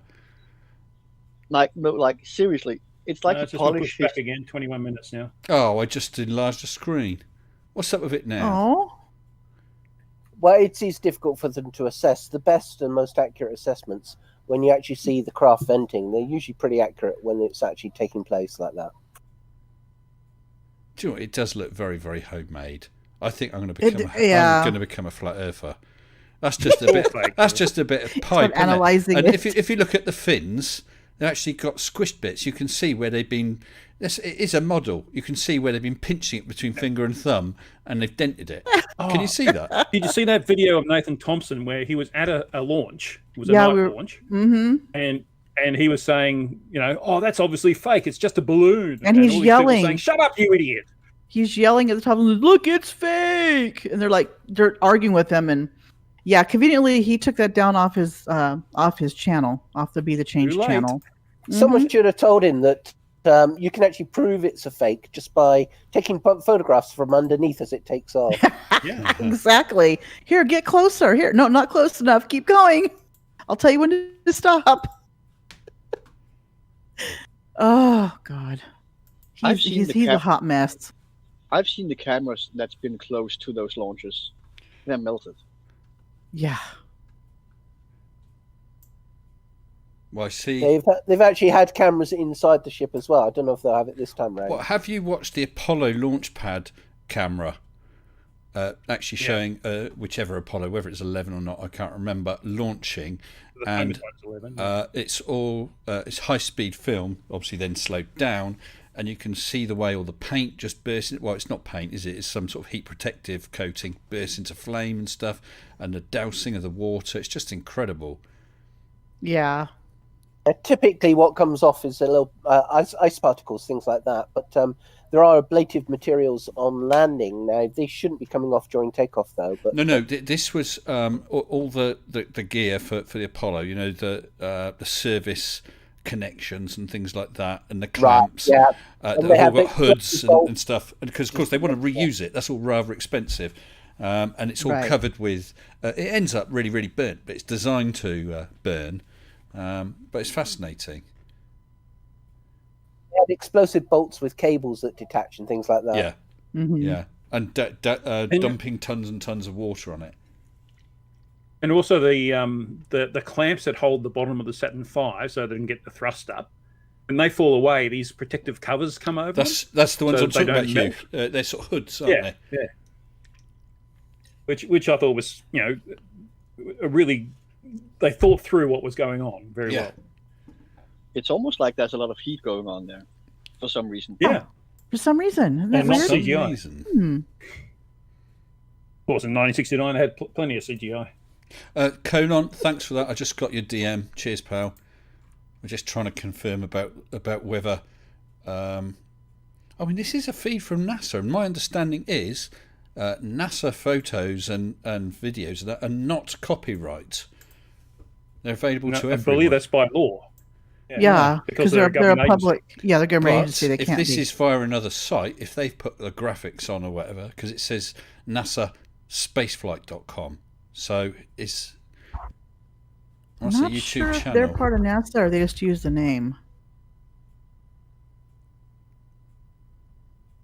Sounds like they use the name. There's a shop, nasaspaceflight.com. Yeah, there's a few like that. The NASA spaceflight thing, that isn't a NASA run site. That's just privately run. Using NASA feed. I wonder where they'd stand with that. Because I could say, yes, but you see, I've got a spinning Mr. Sensible on mine and a patron list, so now it's copyright me. I don't know. What's interesting about SpaceX is their launch pad is at Boca Chica, which is like a stone's throw, literally a stone's throw from the Mexican border. Yeah, it is. I would have thought if you put something that's worth a lot of money and is quite secret. I mean, obviously not that secret, but some of it's secret. You wouldn't put it so close to the border with another nation. Well, that's true. As it turns out, earlier in the day, there was actually an incident whereby they had an incursion of some sort. In other words, they had to postpone the flight a little bit because there was somebody within the grounds. And there was a Homeland Security helicopter with a camera, which was on the hunt for something. So I imagine that they actually do try and use these events to try and sneak people into the country. I wouldn't be surprised. Well, anything they can get used at this point, Someone is just pointing out that NASA space flight is not NASA. No. So I've just... I hope I have. Yeah, I've just disabled it. So let's see if we can get a link from NASA. I mean, that's a bit of a con, really. Yeah, I mean, SpaceX itself. If someone could check there, but that might be another source that you could use, which would be okay. I just checked. I didn't see the live thing going on, but according to SpaceX, you can use their footage for anything, just not commercially. See, do I count as commercial? No, I don't think you do. Well, it's a bit difficult. Well, I've got patrons and stuff like that. I'm not charging for the video, but it could be argued. Yeah, thanks, Heat. I've switched that off then. Oh, they have their own cameras there. Oh, and Overlook has limited permission to use short mirrors of the stream. Okay, well, I've disabled it anyway. and if they challenge me, I will say it was done in error and I took it down. And they can watch it and then see what they say. Because it was done in error. It's done in good faith. I thought it was NASA. But then I think they're trying to capitalise on the name NASA, so it's not surprising. Yeah. Plus, you didn't show the launch. I don't think. I haven't shown the launch, so I don't suppose they're going to be too worried about that. Yes. Yeah, Webb. I know that it's SpaceX. When did Mr. Sensible turn into Leo? Well, you can see it's a pantomime effort, isn't it? It's just ridiculous. It's toilet rolls and I was going to say something rude then. Never mind. I'm not that Leo. It's just a model. Yeah, it's just a model. It's just a model in somebody's back garden. Camelot, yeah. Okay, well, we'll have to give that up as a... Well, it was an attempt, wasn't it? Yeah. But no, I don't want It's to... a shame. I'm so sad Gary didn't stay in the live chat. I really wanted him to please reaffirm that he thinks that Rayleigh criterion and Rayleigh scattering is the same thing. Is it anything like Rayleigh bicycles? That's a good question. I'm certain he's been told that, but yeah, it doesn't sink in. Yeah, Demon, I just got your DM as well. Yeah, I mean, it's fine. I'll leave it. If they challenge it, I will just point out that it was done in error and we stopped it way before the launch anyway.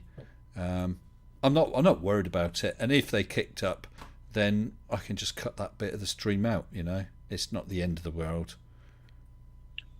There's an everyday astronaut that's showing it as well. So. Oh, Higgt, is that? But I'm not sure that's coming from. Is that the NASA flight people that you're talking about? There's a channel called Everyday Astronaut, and the stream is up on that channel now. I don't know if they're affiliated with what, but they're not with NASA. I know the guy who does that. Yeah, they've got their own cameras from the commentary that he's been having. So I presume it's copyright. I don't think it's created. Probably. Yeah, I'm looking on the description and everything. I don't see anything about but yeah. So usually you can not tell to worry. Not to if worry. If they are affiliated with NASA, they won't have super chats turned on, and NASA that's probably true. That's probably true. But for instance, if let's say it was a NASA launch and NASA was streaming, if I'd be allowed to use that footage, that's fine. But then what I can't do is prevent anyone using the footage through me, can I? Because it's not my material. You can. Well, I can because I've added to it. Well, yes and no. It's a little bit technical when it comes to that. Well, I don't think. Like I say, I'm honestly not worried about it because it's not like I've put in tons of effort over that and advertised the show, got everyone in just to see that and then get a. Right. No, it's not like that. They're not going to do anything. No, and. It was 5 minutes, and we stopped when we realised it was possibly or likely now a copyright, and we didn't even show the launch anyway. Yeah. So not to worry. So where were we anyway? Where were we? Where were we now? Oh, I've just seen We're about 11 minutes from takeoff. Put it that way. On planet Earth. Well, we're on planet Earth. Mm-hmm. On the SpaceX site itself, it's showing T-minus 3 minutes 40 seconds, so it's pretty close now. I looked on the wrong site, then I couldn't find it. Does anyone remember a guy called Brave Lee Sir Robin Garrett from an earlier video of mine? No. Lee Garrett. I know. I've heard Lee Garrett. Mm-hmm. He was Wasn't Lee Garrett a... Go on. I was going to say a rock star or something in the 70s. No, well, that's Leaf. You're thinking Leaf Garrett. This Leaf Garrett is the sidekick of old 5G weapons expert Mark Steele. Absolutely right. Yeah. And I've been given a note saying that he has been charged today. Wait. He has been charged today with organising the protest on the 26th of September in Newcastle and is due in court in the morning and pre-trial next week. Oh. And he's got another court case for threatening words and behaviour towards COVID staff. And a Crown Court case in November. It's not going to be a good year for Mr. Brave Lee Sir Robin Not at Garrett. all. No. I can No. tell you that you're The going court's to still cry. operating with lockdown and everything. Sorry? The Cool. court's still operating with lockdown and everything. Well, I suppose so. Yeah. You could. Mr. S. Yeah. With the proper Don't forget, precautions, yeah. Mark Steele is very, very expert. Is he? Yeah. I don't think you've watched Toon's videos where he refers to himself as very, very expert. He's apparently a weapons expert, isn't he? Doesn't he think an ion and an eon are similar things? Yeah, an ion is an eon and something else. Yeah. You knock an electron off it, yeah. With an electron or something knocked off it. Yeah. How did he ever think he'd get away with that? That's just... No idea. Well, Yeah. he is very, very, expert. So. Nobody expects the Spanish Inquisition. He's a legend in his own mind. That's right. Well, I didn't expect the That's Spanish Inquisition. Nobody No expects one the expects Spanish the Spanish Inquisition. Oh, Our dear. 2 weapons are... Fear, surprise, and... Oh. Our 3 weapons. 3 weapons are. Fetch me a comfy... Was it a comfy chair? I think so, yes. No, don't show Monty Python. Why? Well, didn't you get a strike for that once? Nope. I remember the stream coming down No. once. I played... Oh, in playing one songs. stream, I played 2 entire Monty Python songs, yeah. But showing a clip like that, that's fair use. I'm commenting on their acting ability. Mr. Yes. S, have you ever seen that? Yes.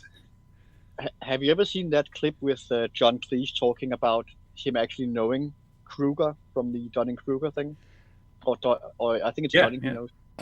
It sounds familiar. Yeah. Yes. He's talking. Yeah, Love the way he puts it too. He was interviewed by some guy, and he was talking about people that are very, very stupid, don't know that they're stupid, and he knows Mr. Dunning from a university that did that study. Yes, Oh, I did okay. hear about that. Webards just said, and you're quite right, and I was aware, everyone expected the Spanish Inquisition because they gave 30 days or a month's notice before turning up. And Yes. Alex Snow super chatted $5 US. Thank you, Alex. Did you cover a rumour I heard about Sleeping Wussy being taken down? Just got off work and came here. Alex, no, I didn't Not a rumour. I didn't do a video about him being taken down. I did a video about him. He did another video which was sort of related, but not directly addressing me. But he'd used a clip of video with a student or some young guy who was laying on the bed, wasn't aware, and one of his mates set off 3 airbags underneath the mattress. The entire mattress Oh, pin, yeah. whatever, flew up, and he landed face first on the edge of the bed. So YouTube removed that video because that's either depicting or encouraging dangerous acts. And Right. unfortunately for Riley, that's another strike on his account, and he ran out of strikes, so they've taken his channel down.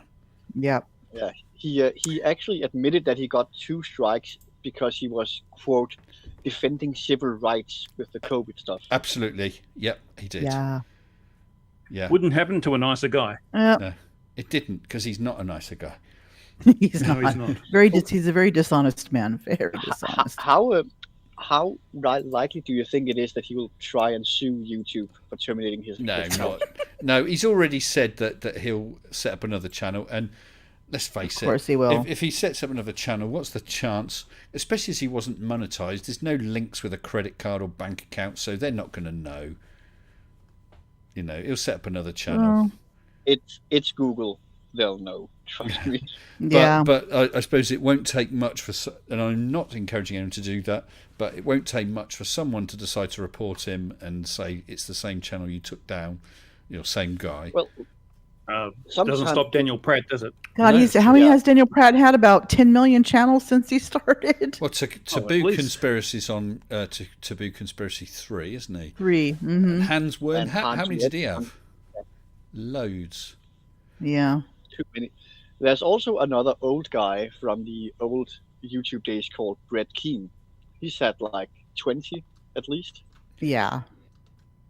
Oh, there's a note from Mo Shafiq saying, good news, Fiona Hine, Kate Shemirani, Piers Corbyn, Louise Creffield and Vincent Dunhill have all been charged with organising protests, and they're all in Westminster Magistrates on the 20th of May. Wow. They're getting them all in one fell swoop. Minus 4 minutes to lift off. Yes, I'm looking at it. So I've seen SpaceX is live from what Dave Demon Orb's says. just posted a link to it. I'm not sure. I mean, I don't know if it. Yes, it is SpaceX. So I suggest you all open it up in another tab. Unfortunately, I can't show it. Oh, it's a better shot actually. That's SpaceX much better. Closer. Yeah, but they got the inside seats, haven't they? Yes. Yes. Of course. It's a conspiracy. They got Look, the it's just on a couple of girders. Yeah, it's on a couple of girders. That isn't liquid, cool. It's a balloon. Frozen it's a balloon. oxygen They're getting the helium in right now. You can see that the actually. Are you noticing that gas goes down, goes boom boom? Goes boom boom. Yeah. That song was just amazing. That song that somebody made about it. How tall is SN10? Because that shot sort of makes it look massive. It's at least a few stories tall. God, it's huge. Yeah. You're right. Yeah, 20 meters comes to my head. I'm not sure that's correct though. That doesn't sound much. Have you then that seen shot the looks size shorter. of their boosters? Have Are you you, seen are you talking about my wife? It's all perspective now. All perspective. Oh, look, the top of it's already past the sun. You're right, it is. SN10 is actually a little bit shorter than SN8 and 9. I checked. It's 150 feet. 150 feet. What's that in real money? Meters. That's like 50 meters. Sorry, roughly 50. Yeah. 50, yeah, roughly 50 meters. A lot for a building, you know. Anyone got a deck of cards?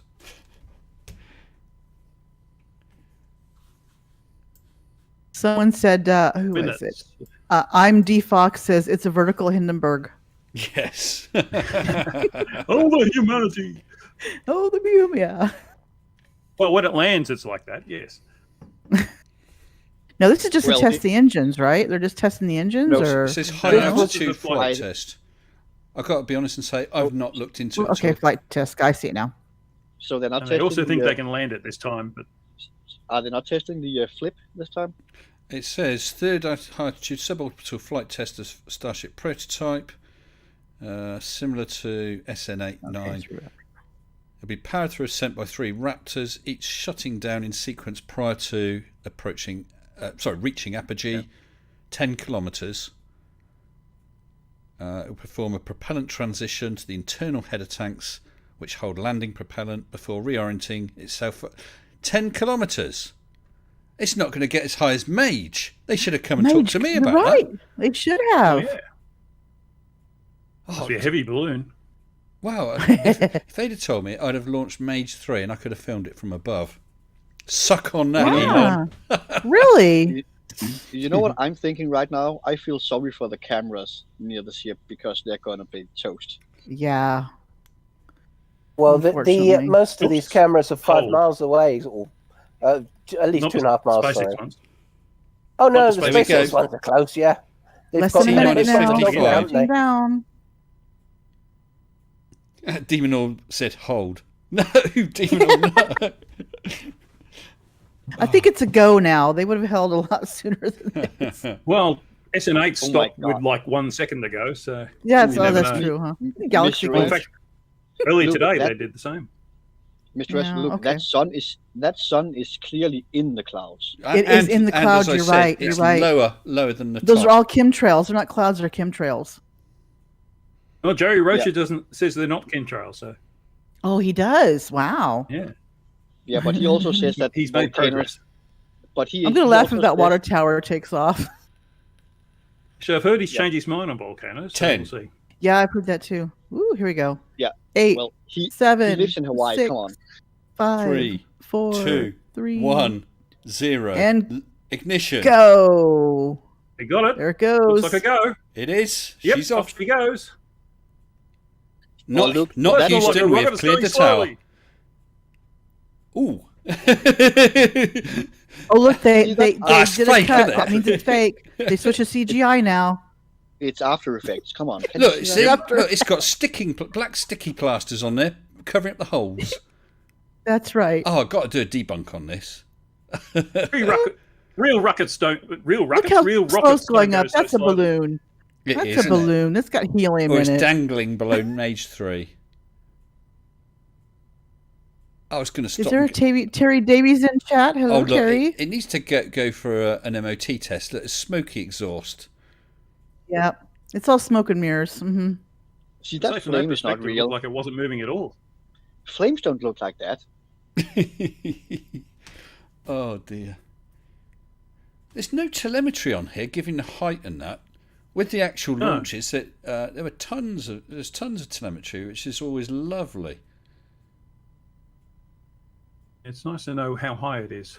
Yeah. Yeah, it's See true. what the other ones have. And with the ones that went up and come back down, seeing the amount of fuel in the landing engine tanks, and you could see that going, and the main propellant going down. It's just beautiful. By the way, Mr. S, They've zoomed in too much because you can't get any idea, concept, or what's scale. happening. Mr. S, are you jealous of the 200,000 people watching this launch right now? They're actually on my channel. I've nicked them. You've nicked him. All right. Good job. Pointy end up, flamey end down. I- That's right, sis. Oh no! Hey, look in the right in the right corner. That's clearly a GoPro with a fisheye lens. That's Look at right. those Yes, curves. right. I always You use see that stuff? I always use That's all aluminum foil. I always use a fisheye lens to photograph Mrs. S to give her some curves. Jesus. Yeah. Have you ever seen those pictures of dogs taken with a fisheye lens where it looks like Oh, there's the nose is really ball? huge. Mm-hmm. You can really see the direction of the the Turned off engine one change. engine there, I think. Sorry? I think they just turned off one engine. I think so. Yeah. Yeah, they've only Yeah, got two running right now. See him gimbaling there? Yeah. Oh my god! Look, one's blue and one's yellow. That's clearly fake. That's right. That's right. CGI. After Effects. It's quite amazing though when you see the output from those and you compare them with the Apollo. Oh yeah. It just looks very different. It looks like is it a different fuel they're using? Yes. They are. They're yes, they're using using methane. methane. Yeah. Right. Where Instead it was hydrogen and oxygen on the Saturn V. Yeah, they were using stuff that was highly toxic, weren't they? I've forgotten what it was now. Didn't they use ammonia on the Saturn V? I forgot what the stuff is. The rocket fuel. It's. Oh gosh! Look at those engines. Oh, now down to Look at one. How it's gimbaling to keep it Keep it straight. Yeah. That looks. straight. Look at that. It looks That's like it's awesome. breaking. It almost looks like it's breaking apart.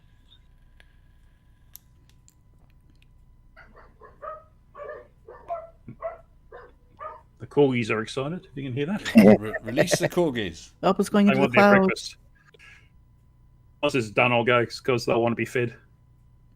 Anyone new Is it to like the the stream? Queen? We're watching Spacex channel, the launch of SN10 They right got now. the smug machines going to kind of block so you can't see what they're doing to the rocket now. That looks like the Oh, old wow, look Flash at that. Gordon rockets, doesn't it? From the Doesn't it? 1940s Doesn't or it? whatever. It does. With the clouds of smoke coming up. Yeah, exactly. That's what I'm saying. It looks like a smoke machine on the side there. Just Nicolo Well, 7 it is said only Gary hovering now. Wybenga left, so someone's got to say stupid, funny shit. Very The good. frost on the tank Got it. because that's the Oh, look the at locks. it. Whoa, Yeah. And reorienting. there's a flip. they already turned them off. So Look, it's a Vogon constructor spaceship, isn't it? It's hanging in the air just like bricks don't. Does anybody have the no, it's Thunderbird first from the looks thing? of that. Oh no, there we go. yeah, Thunderbird's movie was brilliant. I loved the intro. Jonathan Frakes was the director of that, wasn't he? also you see the Birdman fly by, like in Flash Gordon. Yes.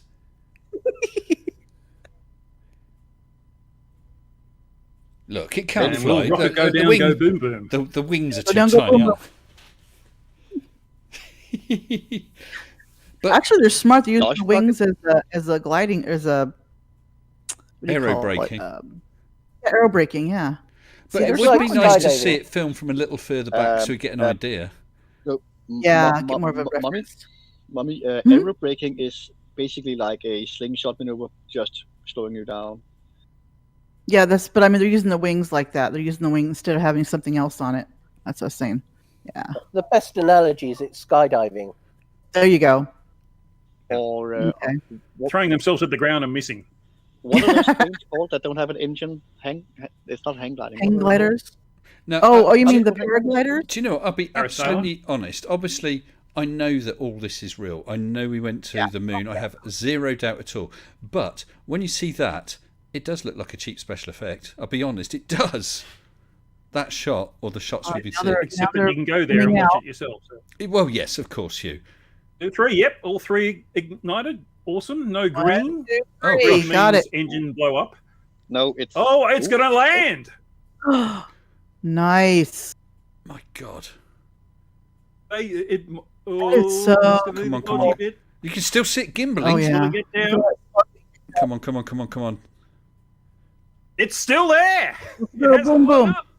It did not go Oh, down. it landed. Switch off. Get out Oh. quick before it blows It up. landed. Let the smoke clear. So Yeah, we see yeah. if What it's you still see, there. while the smoke's there, It landed, it didn't- they're putting the dummy in place while it's all smoking. You can't see. Oh yes, yes. Yeah. Wait, They're shining it what up are and we- everything, you know. It's landed. did not- Whoa, whoa. it did That not is a go down, go milestone. boom, boom. Set this on Nice. fire. Oh, it's What?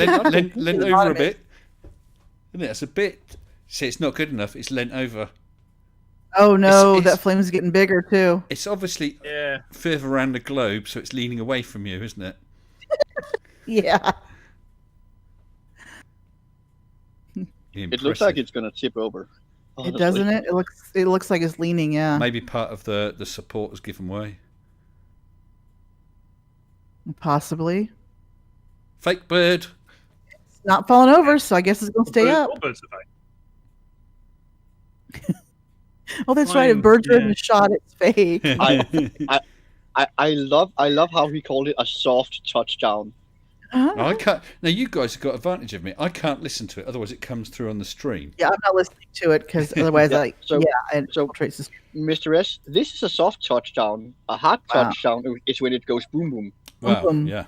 Yeah. When rocket goes down, goes boom, boom. Yeah, So that's the calls very it a- first starship to ever land. that is awesome. It's I called like a hard that. landing, a rapid unscheduled disassembly. Yes. Honestly, I thought Look it was going to at tip that. over again. I did not think it was going to save that flip. Wow, I that was awesome. I mean, the way it was gimbling, I thought it was going to do that, but I thought that part of the supports had given way. And did you see the way those fins were bent? I mean, look at that shot. You can see the fins are bent in Like different they move directions. back and forth or side to side on the rocket. It's, Unless that's it's what it's like made. someone Anyway. walking, someone walking a tightrope, and the way your body sort of twitches and Mhm. your arms Yeah. come in and out. That seemed to be how it's react. I suppose that's the sort of reaction it's got to do, and it's got to be pretty much do it naturally, like a bird does or whatever. Thank you very Yeah, much, and- SpaceX. That's nice. Thank you, SpaceX. Yeah, someone just posted in the Everyday Astronaut chat saying that long live humanity. And that's a point. This is a point where we've got a reusable spaceship of this size for the very first time. I mean, it's only a prototype. It's not the finished product by any means, but it's the first time we've managed to get it down safely. Mm. Right. It's definitely a milestone in humanity's history. Yeah. Although I did hear someone saying, the cost is coming down and soon we'll have passengers going up there and all that sort of thing.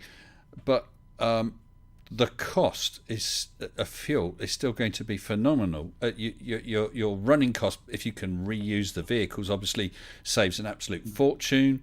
But fuel is a hell of a lot of fuel. That's physics. You need propellant. According to SpaceX themselves, it's about, I think it's 80 million per astronaut. Sorry, pounds. No, $80 million per astronaut. What, to orbit or to where? Yeah, to the ISS. 80 million per astronaut. Well, weren't they selling tickets to the ISS? And Virgin Galactic I think they're $250,000 to go to suborbital, aren't they? Something of that order. And I believe that someone else, I'm not sure if it's SpaceX, was talking about $50 million for a stay on the ISS. That's a figure. It's in the back of my head. I could be wrong on that. Space elevator will make it cheap. Well, there's a lot of work to be done for a space elevator, though. I honestly doubt we will be able to build one. A space elevator, yeah. Yeah. Well, Nickel07 said, wait, it hit the dome and fell back down. I think that's why they're also trying to get back to the moon, because then you can shoot off, have everything based on the moon, and go to Mars from there. Make it a little bit cheaper that way in the long run. Oh, I suppose if you can get fuel and oxygen and stuff like that, supplies from the moon, it could. But otherwise, it's because there's the Gateway space station, isn't it, in orbit around the moon. But you've developed, you're leaving Earth and you're producing all that delta V. If you're going to stop at the moon or at Gateway, you've thrown it all away again. True. Oh no, you want the moon. You want the moon to slingshot you. Yes, but that's not that's different than stopping at Gateway or landing on the moon or anything like that. A slingshot is something different. That makes sense. Delta V from a lunar orbit is actually quite small. The main bit you're missing here is that the methanol that's used to actually, or methanox strictly, that's used by the spacecraft can actually be produced on Mars from the Martian atmosphere. You just need water and CO2, and you can make methanol for yourself. Yeah, but getting there. Said methanol again. So if you can produce fuel from the moon, then that's good, worth doing, because you don't have to carry it all out from into Earth orbit. You only have to carry it out from lunar orbit to lunar orbit. From the moon, you make hydrazine. You take the water from the poles. And hydrazine. That was the fuel I was trying to think of earlier, Brixie, because that's highly toxic, isn't it? Hydrazine, isn't it? Yeah. Your principal ingredient is water. Pretty much, you can make hydrazine from water and not much else. So you're cracking water, hydrogen and oxygen. Hydrazine isn't purely hydrogen and oxygen. I can't remember the exact structure of it, but most of it's from water. All right, Mr. S, I need to go and feed the corgis, so thank you very much for having me on. No worries, and I look forward to having a chat with you on Friday. Yes. It'll be good, won't it? Oh, it's going to be a nice, neat video. I'll be there too. Good. Yeah, awesome. When you two are on, that'll be fun. Well, thank you very much for joining us, Hugh. Did we lose someone else earlier? I thought someone else was in here with us. I don't know, but thank you, Hugh. Yeah, I'll see you on Friday. Sci-fi was on. He may have dropped out. And we got. Talk to you later. Okay, you take care. And we got two others. So let's bring in Terry. Hello, Terry, and also paid NASA Shell. If you're in here, NASA Shell. Oh, NASA Shell's run away. Terry, hello. Yeah, I'm here. Hey, how's it going? Hi, Mr. Sensible. Oh, excuse me. Hiya, man. Are you okay? Yeah, I'm good. I'm not streaming on live on my channel at the moment. No. Did you watch the launch? Yeah, I just managed to catch the end of it. I just not long ago got up. It was so lucky I caught most of it. It was very interesting, wasn't it? And sorry, just to change the subject a second, Owlman's just saying hydrazine is N2H4 and is very toxic. Thank you, Owlman. I was pretty sure that it was, I guess anything like petrol and diesel is toxic to whatever extent, but hydrazine is particularly dangerous, I think. And it's also quite explodey, and that's the good thing about it. Yeah, so how are you, Terry? Not spoken for quite a while. No, I haven't been. I haven't been around a lot because I've been in YouTube jail again. Have you? They don't leave you alone, do they? What's happened, Terry? You want me to go and sort them out? No, it's entirely my fault this time because I played a video. They gave me a chance through an email to say, okay, can you sort it out and everything could be good. And me didn't check my emails. Okay. So what did you get? Did you get a ban or something? 3 months. 3 months? Yeah, 3 months, no live stream. Wow. Oh, Sorry. It was 6 months. It was 6 months last time. Oh gosh. Oh, that's true. Wasn't it? I have news for you guys. Unfortunately, SN10 is no more. It's just blown up. Oh Oh. no! Oh dear. Man. Did it tip over It's the first? landing, though. Yeah, no, it was on fire a little bit, but it's just blown up. It was just enough to. Yeah. Okay. So it maintained that slightly tilted pile of attitude, and then caught. Well, as we saw, there's still flames. Oh dear. Yeah. Well, Man. toilet rolls and cardboard do burn quite well, of course. Stuck the landing. That's all that matters. Yeah. Well, the thing is, if it landed like that, you had what? 5 minutes to get out and run away? That's enough time, isn't it? That's enough. Oh, the ejection seat at the top would have popped out. And everyone That's would have true. been Wouldn't it? Yeah. The Leaning Tower of Elon, says Agent There you go. 666. That's a good way to put it. Yep. Oh dear. Starship just went boom boom, says 2747. Aw. And hello 27. How are you? Not seen you for a little while either. But it stuck the landing, so yes. Okay. Yeah, they're getting there. It's a learning process, isn't it? It is. Yeah, it's a learning curve. How many is this so far? Sorry? How many of these has it been so far for the testings? Well, that's SN10. I don't know if every one of them was a test or if they skipped any. I've got to be honest, say I wasn't following it that closely. I have to spend most of my time following flurf crap. That's a full-time job right there. Hey, Terry, talking of you being in Perd or whatever it was for a while, you heard that Sleeping Warriors lost his channel. Yes, I did hear that on the grapevine. I don't know what he's actually done. Well, he's built up enough strikes. He showed a video that showed someone playing a prank. He showed it for some gravity reason, playing a prank of setting off airbags under someone's bed, and it flung this guy in the air, and he landed face first on the edge of the bed and that sort of thing, and mattress went flying. So depicting or showing dangerous acts. So they removed that video, and then that took his strike count up, and he's gone. Account removed. But he's still blaming people for targeting flat Earth, though. I'm sorry? Isn't he? If I recall, he's blaming people, YouTuber targeting flat Earth or something. Yeah, but of course, even though he did it himself. I said to D Rich One as well. And he was saying about people have been flagging my videos. Okay, let's say they have. Let's say, just for the sake of argument, I have flagged every single one. YouTube look at every single one. They're only going to remove it if it breaks their terms of service. Right. So, it can flag my videos as much as he wants. YouTube will look at them and see if they break their terms of service. I don't think they do. And so far, if they've been flagged, YouTube don't either. 27 says it's CGI flames. CGI flames, yeah. Oh, well, that's all right then, isn't it? Yeah, CGI explosion. We were onto them with the beds. It's all good now. They put the flame out. Oh, well, actually, Martin H put a positive spin on it, which Elon can sell to his investors. It took off again. It went back. It's a bit, what is it? Blackadder, isn't it? What do I do if I step on a mine, sir?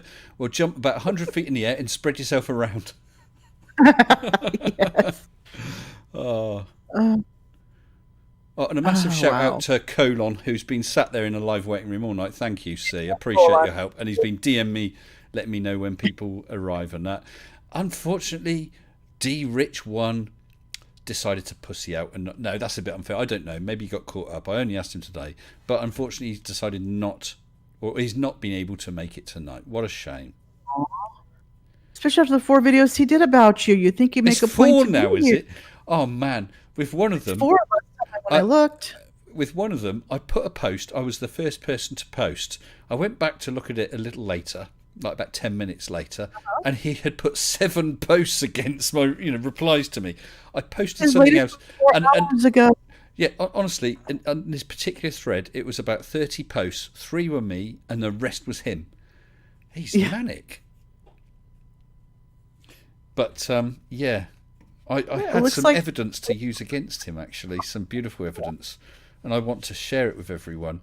Only, I'd probably be better to keep it quiet, just in case. I would keep it quiet. Mm-hmm. Yeah, well, I'm itching to. I had some web pages set up, and I was going to go, yeah, but boom, boom, boom. Oh dear. Mitch Bade. He'd have been Mitch Bade. He would have been Mom. Hey, have we lost someone else? No. Got Terry, got Brixie, Marek, who's been very quiet. Hello, Marek. Sorry, pal. Yeah, he's... No problem. I'm just working with my 3D models. Your 3 models? Yes, that sounds I'm interesting. preparing What sort of models? for, What's their names? Yeah, what's their names? I'm just preparing files for 3D printer. Oh, that sort of model. Oh, you Yeah. let This us kind of down models. now, Marek. You guys are getting all resin hot resin for models. nothing. Yeah. Oh man, Thought I was he was in a photo shoot with them. yeah. Blimey. You could have shared the photos with the rest of us here on Discord, and those in the stream would have just had to wonder. So now what do we do? I don't know. Rocket go down, go boom boom. Well, D Rabbit said because they hit the dome, they had to destroy the proofs. Do you know? I've had a brilliant idea. What they need to do is on SN11, right? What you do is you put maybe fit 3 or 4 giant bloody fat ass rubber cups, and before it launches, you lick them all, and it'll stick to the dome. To the dome. Yes. Speaking of that, has anybody checked the dome to see if there's any scratches on it? Oh, that's true. Yeah. Oh, yeah. I guess you got to go do that now, huh? Do some maintenance work on it. Why Kikamoo Cow says, who saw the man that killed Gravity in MC Toons? I haven't. I heard something about it. Yeah. There's 2 streams I want to see. I want to see the JM one and the MC Toon one. And I've got a feeling, I don't know so I won't name anyone, but I've got a feeling a certain channel is going to be doing a video about the Riley fiasco. But I could be wrong. I'm sure. Yeah. I Oh, know what David the Oliver, rocket was it hit doing, the and dome. the rocket was trying to launch itself again. It said, "Wee, that was fun. I want to have a go again." What you can David tell... Oliver said it hit the dome and a light bulb fell into the sea. That was to make you believe it landed. Well, look, I mean, I've been streaming throughout that whole launch. You can see the sky behind me. Did you see SN10 go over? I think not. It is fake. I tell you what, do you know, I might change my channel to a Flat Earth one. Now Riley's gone, I'll pick up his subs, you see, and carry on and fight the good fight. How about that? What was completely... Are you going to do a thesis? A thesis? Well, yeah, I did suggest that he might have done which colour crayon is tastes the best. Right. For sale, SN10 collector's item. You must collect the bits. Oh dear. And you've got to get pulled over in your bus carrying your phone to work. Right. Right. Oh, and Rabbit's told Sir Sick not to hide his whiskey in SN10. Hello, Bob Nodell's gyroscope. Thanks, Bob. Yes, nothing like rapid, unscheduled disassembly. Brixie, that was your fault. You put the idea in its head. He hadn't thought about it until then. Had to do it. Had to do it. Hello, yep, Chris. Still streaming. Yes, hi, Chris. We are still streaming. SN10 launched, landed, launched again. And then went boom, boom. Launched again and decided to go in multiple directions. At the same time. Marek, your test has worked. I just think how big delay is between Discord and the chat. YouTube. Yeah. Did I run into a wall? What are you talking about, Mike71? What are you talking about? Not my Discord notifications, Heat Shield. I can take over from Riley, but I'll never take her. Yep. Is it FE King or FU? I think it should be FE. FU King. FU King, yeah, that too. Joey Roche. That works either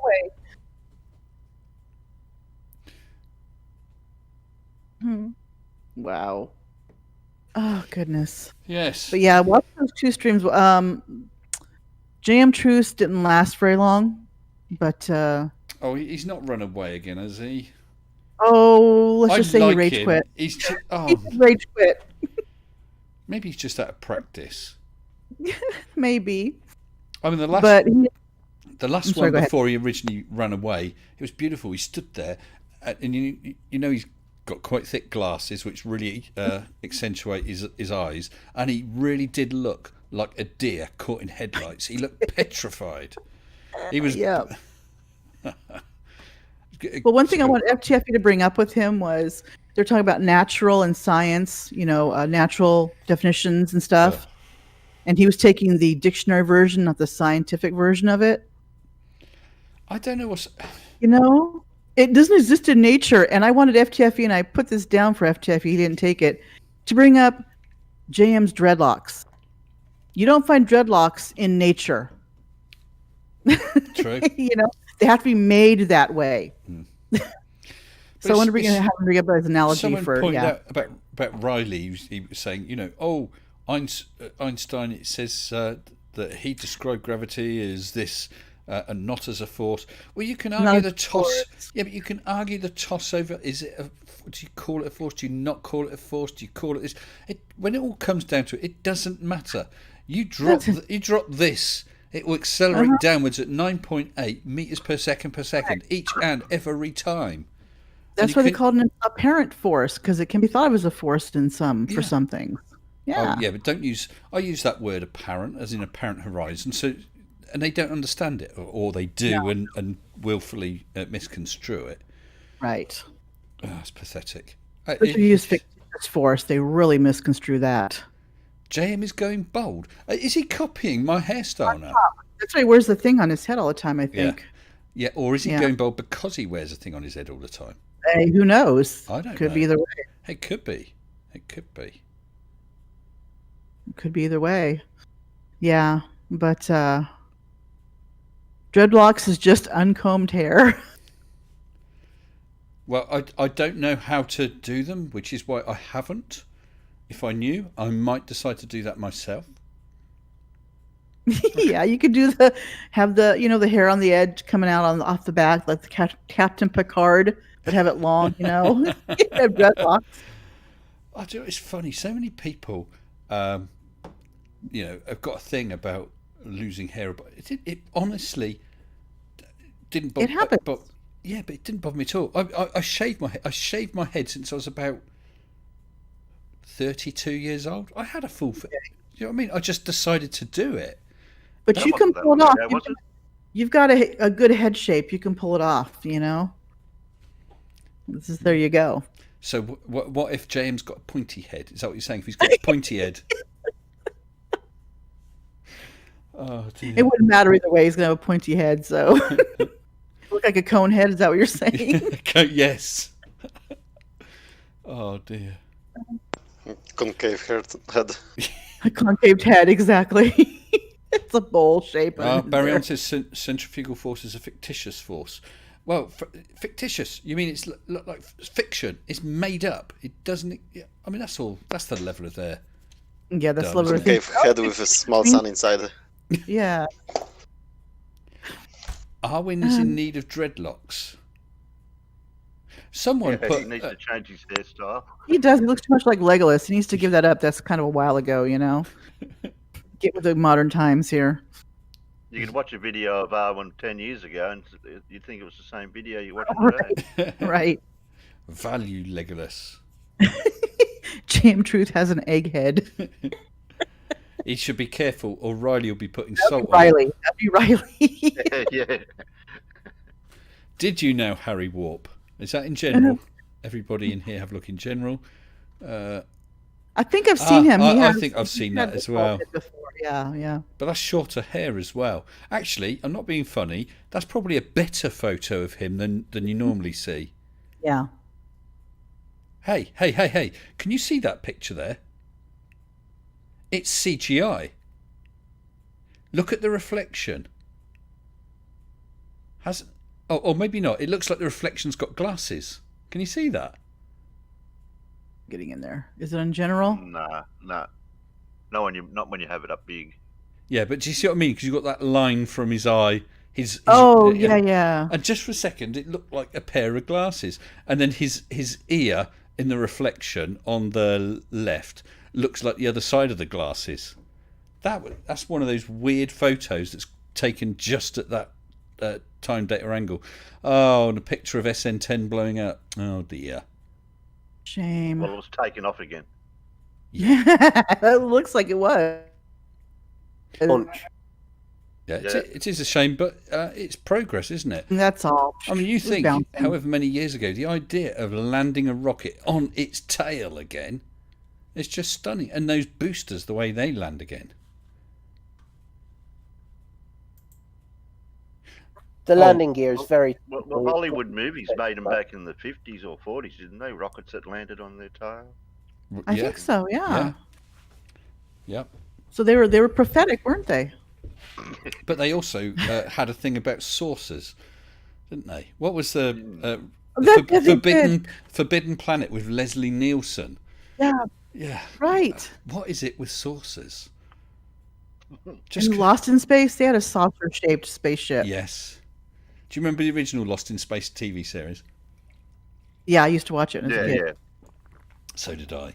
I quite enjoyed the one on that we got on Netflix, the new version, but I actually liked it. Yeah, I didn't mind it. It was okay. Yeah, it passed the time. If you've never seen the original version, but it was good. If you've never seen the original version, it's okay on its own. Yeah. You got memories of the old version when you watch that one. And I mean, Dr. Smith going, the pain. Yes, that's the Dr. Smith you remember. the obviously the special effects in the original TV series were very, very dated. But it's the same with the old Flash Gordons. You have to look past that. Right. And yeah, you do. Because it doesn't matter. I mean, you look at a film like Gravity, or the one with what's the name where he's stuck on Mars. Right now, you look at it and you think, wow, doesn't that look real? But then the film Star Wars looked amazing when that came out. But now if you look back, you see when they first escape from the Death Star and they're being chased by 4 TIE fighters, you can see the overlay as they move. You can. You're right. You can pick it out now because, you're not used to that anymore. Yeah. Yeah, all CGI now. They use real models and so on. Yeah. Never mind. I would bring up 2001: A Space Odyssey, but Kubrick liked to film on location, so that was very good. That was all real. Mm-hmm. What I think was very good about that, though, was how there was no sound in space. Yeah. So I mean that was wonderful, and those shots, like the wheeling space station with the classical music. I've forgotten what it was now, but the classical music playing, that really made it. Right. The new 2001. You're on about Arthur C. Clarke. Yes, the film. Yes, the film. We're talking about the film, though. Yeah, no, I'm saying that was 2001, the film. But he wrote the books, right? Arthur C. Clarke, yeah. Yes. Yeah. And Leonard Rossiter was in it. Played a Russian, didn't he? Do you remember that, Brixie? I don't remember Leonard Rossiter in it, but then it's been a long time since I've seen it. Yeah, it's been a while since I've seen it. Remember it? I've forgotten what the hero bloke was. He takes off, goes to the space station, then goes on to the moon. And a group of scientists, including a couple of Russians, are questioning him to find out why that base had been closed. And one of them was Leonard Rossiter. Do you remember? You know who Leonard Rossiter is? Oh yeah, Rising Damp. That's the one. Yeah. Yeah, I'm going to have to find a photo of it now. Oh, Mrs. S gets annoyed with me. We're talking about something else. Oh, let's have a look on the internet. No, you're just trying to prove yourself right. Yeah, the black hole wasn't too bad either for its time. Mrs. S doesn't ask you how many tabs you got open. Or which 4 tabs, that's all. 4 tabs. Not how many, it's what's on the tabs. Mm-hmm. Right. Okay. Here we go. I forget how many tabs I have open some nights when I'm streaming. View image. Is it not going to let me? Oh, I'm going to have to copy it, aren't I? Ugh. Let's try. I have 1, 2, 3, 5, 6, 7, 8, 9, 10 tabs. Yeah. There you go then, Brixie. It's just uploading now. Huh? It's just up. It's in general now. Oh, okay. I see you're talking about. You got him? Oh, there was a comment. Somebody commented over on. I don't know the name of the. He was playing a Russian. Oh, Dave. Dave has seen my still of the rocket launching again. Have you got it, Brixie? Yeah, that's Leonard Rossiter. I recognise the face there, all right. And the scene.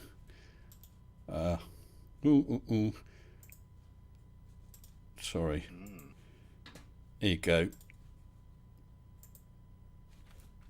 Just uploading. There you go. There's the scene of them discussing it on the. You think the new space hotel is going to look like that? Space. When they open it up. Well, you look at how much wasted space they've got. I was going to say how much wasted space, but then I suppose if you're designing it with a certain curve for a rotation speed to mimic gravity, then it needs to be that big, doesn't it? Yeah. I mean, the best part of a kilometre, really. I mean, the radius. If you make it smaller, you have more nausea if you're there longer. There's a trade-off. Although I suppose, would that still be the case if you didn't have windows? And I do see I've got a super chat. David Oliver saying the black hole with Maximilian. That was really good. Yes, I remember that. I think I've seen it, but only the once. Movie. Sorry? It was back in Disney. It was 80, 79, 80, 81, somewhere in there. Was that the one with another robot that was a bit cowboyish? You're thinking of Silent Running. No. No, you're thinking of yeah, I know the one you're talking about. Almost cartoony eyes it had. Yeah. Shoot. Event Horizon. That sounds it. It's a ship that's stationed at the Event Horizon of a black hole, isn't it? Yeah. The little tiny robots does a bit of a shooting thing at a gallery, like a shooting gallery with the other robots. Okay. It's amazing the crap that sticks in your head over the years, isn't it? It's nice when you pull up something. Oh, that was Leonard Rossiter in 2001, a film from 1960. I don't know, but do you remember this robot in this movie from years ago? Yeah. Well, I remember Leonard Rossiter and Joan Collins in the Martini adverts, wasn't it? No, Cinzano Bianco, wasn't it? Yes. Yeah, Slim Pickens was a Martin voice. H says he spills martini down the front of Joan Collins on the space station. Was that an Easter egg in 2001? Martin H. Was she in that movie? Don't know. Oh, Barry on says the shooting gallery was Black Hole. Black Hole. Yeah, it was that little robot in the black hole. Yeah, Slim Pickens. They said did the voice of that. So I was that right with robot. Slim Pickens. Oh, he's great, isn't he? Remember him from Dr. Strangelove, How I Learned to Stop Worrying About the Bomb. I'm going, yeah. Yeah. That was great. There you go, was Mom. great. You need to watch that movie. There you go. Oh, you got the headphones on. It won't work. No. Oh, I'll tell you what. You can put the hat on, then the headphones. There you go. That don't work either. That don't work either. You put the headphones behind your head. Sorry, that's Vincent. Vincent says Mick Tin. Absolutely right. Which was an acronym for something, wasn't it?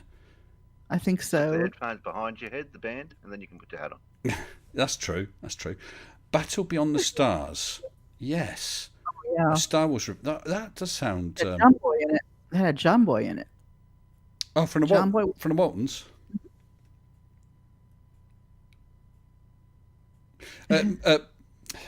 Marek, you can jump in at any time. You're in the Discord. You're in the stream. You should have just said. Yes, but I just don't like to interrupt in the middle of. Oh, you should do. You have to push a bit. I'm not a flat earther. I don't like to interrupt. Oh well, listen. You need to go. That's absolutely fine. So, what is the time? 7 minutes to midnight. I think I'll wrap up in a few minutes anyway. We start at 9. It's almost 1 a.m. Yeah. Yeah, in my country. Yeah. Now, a good space movie that I enjoyed, Ice Pirates. Ice Pirates. It had Robert Urich in it. The ship had space herpes. They had to find water. There's water was a precious commodity. Do you know what? I know the title. I know nothing of the film. Nothing. It's one of those cult. I think that was cult type movies now. You know, wasn't big when it came out, but it's gotten very cultish after since then. Yeah. Gentlemen, you can't fight in here. It's the war room. One of the best lines of any film. That. Yes. Yeah. You'll see everything. You'll see the big board. Gravity Effects has a good one. Kirk versus Gorn, the 1967 cinema CGI genius. That was so campy. Oh my gosh. Blazing Saddles. Yeah. Blazing Saddles. Yeah. Oh, there's so many fantastic films. Yeah. Yeah. A lot you can't do anymore. Oh! I think I've got a Blazing Saddles clip here. Oh yeah. I can't see these clips until I cue them, so let's go with this one. I think it's a Blazing Saddles clip. You use your tongue prettier than a $20 Oh yes. Golly, Mr. Taggart, you use your tongue prettier than a $20 whore. Oh man, I love that film. I love that film. Mongo like Sheriff Bart. Or no, Mongo no hurt Sheriff. Sheriff Bart no hurt Mongo, something like that. Since I'm your host and you're my guest, what would you like to do? I don't know. Screw. Play chess. Let's play chess. Oh man. Yeah. I must watch that again. Wow. Good movies. Good times. Man. Yeah, you could watch the fireside bean scene over and over. Oh yes. Okay. Good night to you all. Yeah. Good night, Aaron. You take care. Thank you for joining us. Thank you for. Yes. Thank you. Good night. You take care. Good night. Bye. Sweet dreams. Oh, dear. Thank you. He sent me some photos. I don't know what they're of though. Mongo just spawned in Game of Life. Yes! Yeah, there you go. Have some more beans, Mr. Taggart? God damn, I'll say you had enough, boy. The toll booth. Yes. Somebody's got to get a bag of dimes. Oh, look, honey, it's Hedley Lamar. That's Hedley. Yes. Oh, piss on you. I'm working for Mel Brooks. Oh, man, sorry. If there is anyone who has not seen Blazing Saddles, you really must see it. You really need to. Yes, it's very un-PC, but actually, that's what made it so fun. But it sorts itself out, doesn't it? That the people who are racist and whatever, they're the ones who get the comeuppance. Yeah. Yeah, so it's good. Yeah, they realize that they err their ways, and they, yeah. So it's a feel-good movie in the end. Yeah. And crazy, isn't it? How they bust out of Warner Brothers Studios. Goes back together. But the ending where he says, "So where are you going?" Oh, nowhere special. I always wanted to go there. I thought it was brilliant. I always wanted to go there. Oh, you all have to watch. It's Mad amazing. Apples. What a kind message. Listen to this. Mr. Sensible, just wanted to say I've watched all your vids. I think you're an amazing and sensible, and thank you for your entertainment. Mad Apples, thank you very much. I really, really, honestly and truthfully appreciate that. Thank you. Isn't that nice? Excuse me while I whip this out. Yes. Oh. I've got that clip as well, but not queued up here. I've used that in a video, Mm-hmm. Yes, that's good. Wow. Oh, yeah, I've got the other one with Lily. Not that bit. Lily on I've got the bit where he slaps her. She says, "You're going to need an army to stop him," and he slaps. What was it? You're finished. Wer fallen. Wer stolen. Wer kackt. Yes. What movie? Blazing Saddles, Rob Fowler. Blazing Saddles. One of the funniest and most inappropriate films you've ever seen. I love I mean, it's set in Western times. Most of the characters are very, very racist, but they get their comeuppance. Mm-hmm. But at the beginning, there's a bunch of black guys. I think it's all black guys. There might have been Chinese as well, working on the railroad. And one of them faints, and I can't remember the character's name. Tells them to sing a song, a good old N-word work song, and they all start singing, I get a kick from champagne, mere alcohol doesn't thrill me at all. So tell me, how can it be true? Oh, it's just brilliant. Yeah. And the racists get their ass kicked. It's a Let's just say Mel Brooks skewered everybody in that movie. Yeah. Yes. It was an equal opportunity skewering. Yeah. Yeah. Never seen High Anxiety, Olam. Nice beaver. That one wasn't so much humor. Oh man. Yeah, High Anxiety wasn't so much humor as it was just a takeoff of Alfred Hitchcock movies. Okay. You know what I mean? It wasn't like a Blazing Saddles, yeah. But won't somebody help that poor man? Shush, Harriet, that's a sure way to get him killed. Exactly. What was that woman that goes, says, sorry about the FU, Sheriff. Yeah. Here, have a pie. Of course. You'll have the decency not to say I spoke to you. Yeah, exactly. Of course. Believe me, you all, if you haven't seen it, please watch it. Yes. Hilarious.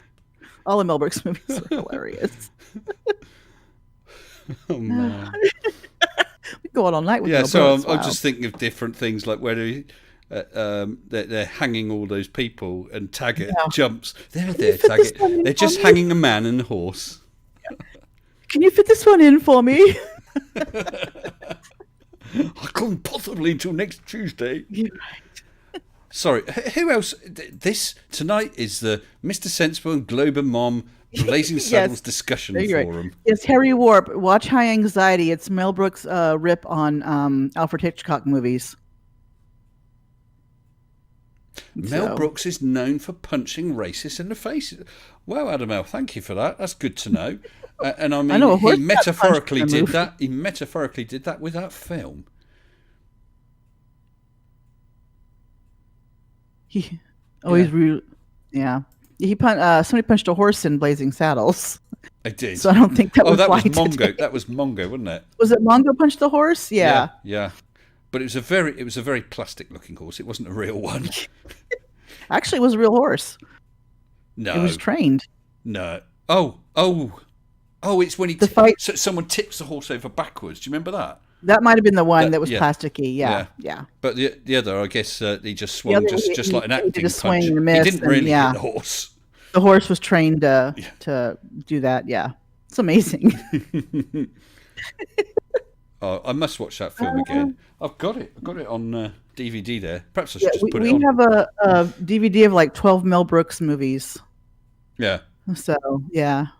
And of course, he was in his film. He's in all his films, isn't he? A bit like Hitchcock always has a part. Yes, but he wasn't just cameos. He had more of a role in them. He was the governor, wasn't he? He was the governor in Blazing Saddles. Work. Hello, boys. I don't know if he was in Young Frankenstein, though. I don't recall him being in Young Frankenstein, though. Morbius, Monsters from the Id. That was the Forbidden Planet, wasn't it? Yeah, I think so. Yes, they hung a horse as well. They did. Hung a guy. Yeah, they had the noose around the horse and the guy's neck. Oh, it's just so silly, though, isn't it? Oh, very silly. Yeah, harump. I didn't get a harump out of that guy. Yoda in Spaceballs, he's also President Scroob. Do you know, I've only seen Spaceballs once. Have you? David, you just read David Ellison. Good one, David. I like that. Swiftly moving on. Yes, moving on. He was Indian Chief in Blazing Saddles too. Yes. Who was? In the flashback scene with the sheriff. So who was what? Mel Brooks. In the flashback scene with the sheriff, when the sheriff was a little boy and they were following the. Oh yes, he was the Indian chief, wasn't he? He was the Indian chief, yeah. Oh, see their skin, they darker than us. Yes. Yeah. But he's in the majority of his. I know in High Anxiety, he pretty much starred in that role. He had the leading role in that one. Gene Wilder, of course, in Blazing Saddles. Mm-hmm. I love Gene Wilder. He was brilliant. Oh, Andreas Elt asks if you've seen Wallace and Gromit. Wallace and Gromit? don't know if I have or not. If I have, you're it's been quite a while. kidding. Oh man, that's excellent. Which one? The movies? Oh, The Spaceballs or series? Galaxy Quest. All of them. Galaxy Quest. They both Definitely have Galaxy their Quest, charm. because that's got Ripley from Aliens in it. What I've forgotten. Sigourney Weaver. Yeah. Oh yeah. I Sigourney in could it. watch either one. Yeah, definitely either one back to back. Let's put it that way. Galaxy Quest, because in that you've got Sigourney and her Weavers, both of them. And her Weavers. Yeah. And very impressive Yeah. she was too. I love that film. We Yeah, watched but as that far as recently. Spaceballs and Galaxy Quest, I could watch both back to back. I like them both. I thought I think they're Galaxy both Quest just as was good. done I can't really, choose really either well, one. but I saw Spaceballs once, and at the time I saw it, it left me meh, and I've never watched it again. Maybe I should give it another chance. Maybe give it another go, and that way you can find out what you missed, and you know. Thank you, Robert Palmer. Says that Leonard Rossiter played Dr. Andrei Smyslov. That was in 2001. I'd never have got the name, but I remembered he was in it. Yeah. I keep knocking myself here. I heard. Chicken Run. Yeah, I like Chicken Run, but I like the first Wallace and Gromit short film that when they went to the moon. That's so appropriate. You've got to watch that, Global Mom. But it's very, very, I don't think too much. very English humour. Definitely. Yeah. Yeah, it's the best Star Trek. He's right. William Foley, Galaxy Quest is the best Star Trek movie to date. Well, I don't know. Hello, Cy Wrath of Khan's Strykling. pretty well up there. Good evening, Cy Strykling. Oh, hey, Cy. How you doing, sweetie? Paul. Yes, I've got Paul as well. Oh, Paul's a good movie. I love that movie. I do. Well, I love all of those. All the Curse of the Were-Rabbit. Yes. Simon Pegg movies are good. Yeah, although the World's End one wasn't so good. Shaun of the Dead was just brilliant. Hot Fuzz, though. Hot Fuzz was good. I love that movie. They don't tell me nothing. And that the bit where they go to that farmer's house to collect the guns. Do you remember that? And I think so, yeah. And he speaks in a real strong accent, so strong that only the local guy can just about understand him. And he translates to a third guy who and it's like that. I went out with a girl before I met Mrs. S, and her family lived local, and they were extremely local family with the strongest local accent, and I literally could not understand him. It's such a thick country accent. I could not understand him. It's incredible, really. And that's how it can be in some places here. Yeah. Shaun of the Dead. Yes, that's brilliant. Yeah, Shaun of the Dead.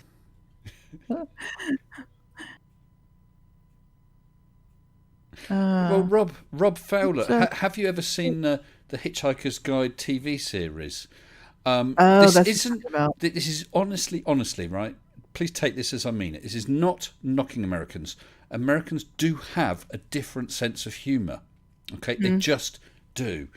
We don't get some of your humour, some of it. I mean, there's a lot of crossover. We don't get some of your humour. Some of your humour, perhaps we find a bit obvious. But then there's other stuff. We've been talking about lots of American films, like Blazing Saddles. Bloody hilarious. There's a lot of crossover. But Hitchhiker's Guide is very, very English. Watched at the beginning. At the beginning, when I played that clip in a recent video of mine after they go to the pub at the beginning, and Arthur's just fled to go back to his house. Ford's gathering up the peanuts and leaving, and has said to the landlord that the world's about to end or whatever. And the landlord says, "Is there anything we can do?" He says, "Well, no." Oh. Well, last orders then, please. Yeah. Which is just what they say in pubs when they're going to close. So last orders. Well, I guess last order for now. But yeah, it's a funny line, but it's not a line where you'd have massive roaring laughter, and that can grate when canned laughter's put over the top. No, it was just a slightly witty comment, a little bit funny. I don't know. Like I said, I'm not having a knock at Americans. It's a different sense of humour. One isn't right, one isn't wrong. I was privileged to be able to grow up watching that like Monty Python on PBS, and that's where we saw Hitchhiker's Guide was on PBS, and The original TV series. Those things, the original TV series, yeah. When they brought them over here to America on PBS, that's where I saw them. So unless you were able to watch them like that, people aren't going to know. Yeah. And I mean things like The Office. That's absolute classic, absolutely brilliant, Yes. and it went to the States and they reshot it with. Why? Which people like. Some people like better. So I guess just depends on your preferences. Well, I mean, obviously they do it because it sells, right in America. So if we there's a lot of something TV shows like a show like Friends, which is a worldwide success, but if they sold it to the British and then we said, yeah, that's fine, we'll basically take your script, but we'll change it and use different actors, you're going to think, well, what's wrong with this? It's funny. Right. So there is some of that as well. Well, there's a lot of TV shows I grew up with that actually started out as British TV shows and were brought over here to America. What? Like All in the Family was originally a British, I believe, British. What, they reshot? In concept. Don't know if they reshot, but I recall hearing about All in the Family. On the Family? All in the Family. Don't know that. That was a show about a guy in Queens and his family. And he was very, we're talking early 70s. And he was very, he was very, what would you call it? I mean, if you were to watch it now, he'd be racist, basically. Yeah. Well, there's lots of stuff that was right. That's no longer acceptable. Yeah. Mm-hmm. And I mean, Mighty One's pointing out that Monty Python, that's extremely British, but that did very well in the States. Yeah. Yeah, absolutely. Yep. And so I think it just depends on the humor too. Yeah. They tried the IT Crowd in the US, but it didn't work. I've not actually watched that, and the Office did work, but I thought they reshot The Office, or did they end up showing both the British and the American version? Didn't they show them around about the same time? Not sure. Because it was in the night. When did The Office start? Because Mitch, who comes in quite often, he likes British comedy, and he's been watching things like Dad's Army and stuff like that, right? Which is extremly. Don't tell him your name, Pike. Yes, I was going to say that exact same bit. And when someone grabs one of his soldiers, he says, "Take your hands off my privates." I mean, it's pathetic, but it was just a little innuendo kind of humor. Yeah, right? Exactly.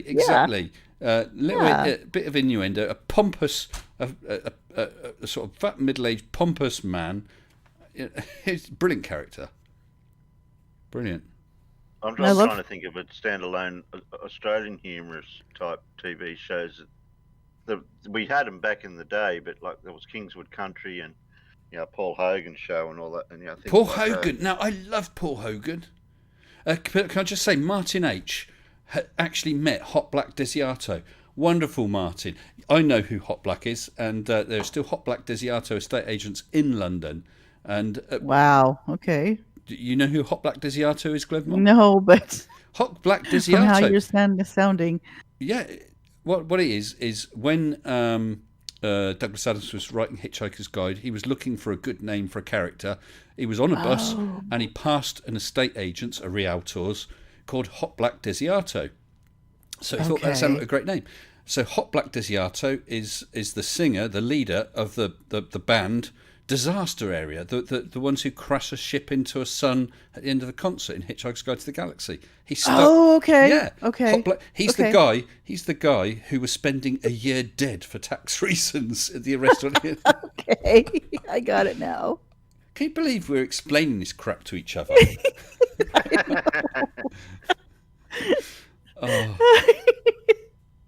But yes, nice one. Met Hot Black. And is he alive now, or is he again spending a few years dead for tax reasons? Could be a good plan, because I guess taxes are likely to go up. La-di-da, Gunnar Graham. Lovely boys. Wow. some of the Odyssey- shows can be very Marmite, though, can't they? I mean, Red Dwarf is either one you love or hate, you know. Oh, Yeah, there's love no it. in between. Love it. I love it. Yeah, definitely. Well, I used bits of that in my last video, didn't I? A lot of it. Yeah, you did. Did you see my new set? I was on Starbug. Oh, okay. Thank you, Colin. Till Death Do Us Part was All in the Family was a English American version of that, I guess. Yes. So Death. Yeah. Thank you. Brilliantly funny and brilliantly un-PC and very definitely not allowed nowadays. But then I was thinking about that when I was about 10 or 11 years old. There's some very, very good friends, you know, that we called aunt and uncle, who weren't really, but we called them aunt and uncle. Right. And he made this comment, and he honestly was not being horrible, but he made a comment that I won't even say now because it was racist. It was just a way of that he described black people. He wasn't trying to insult them.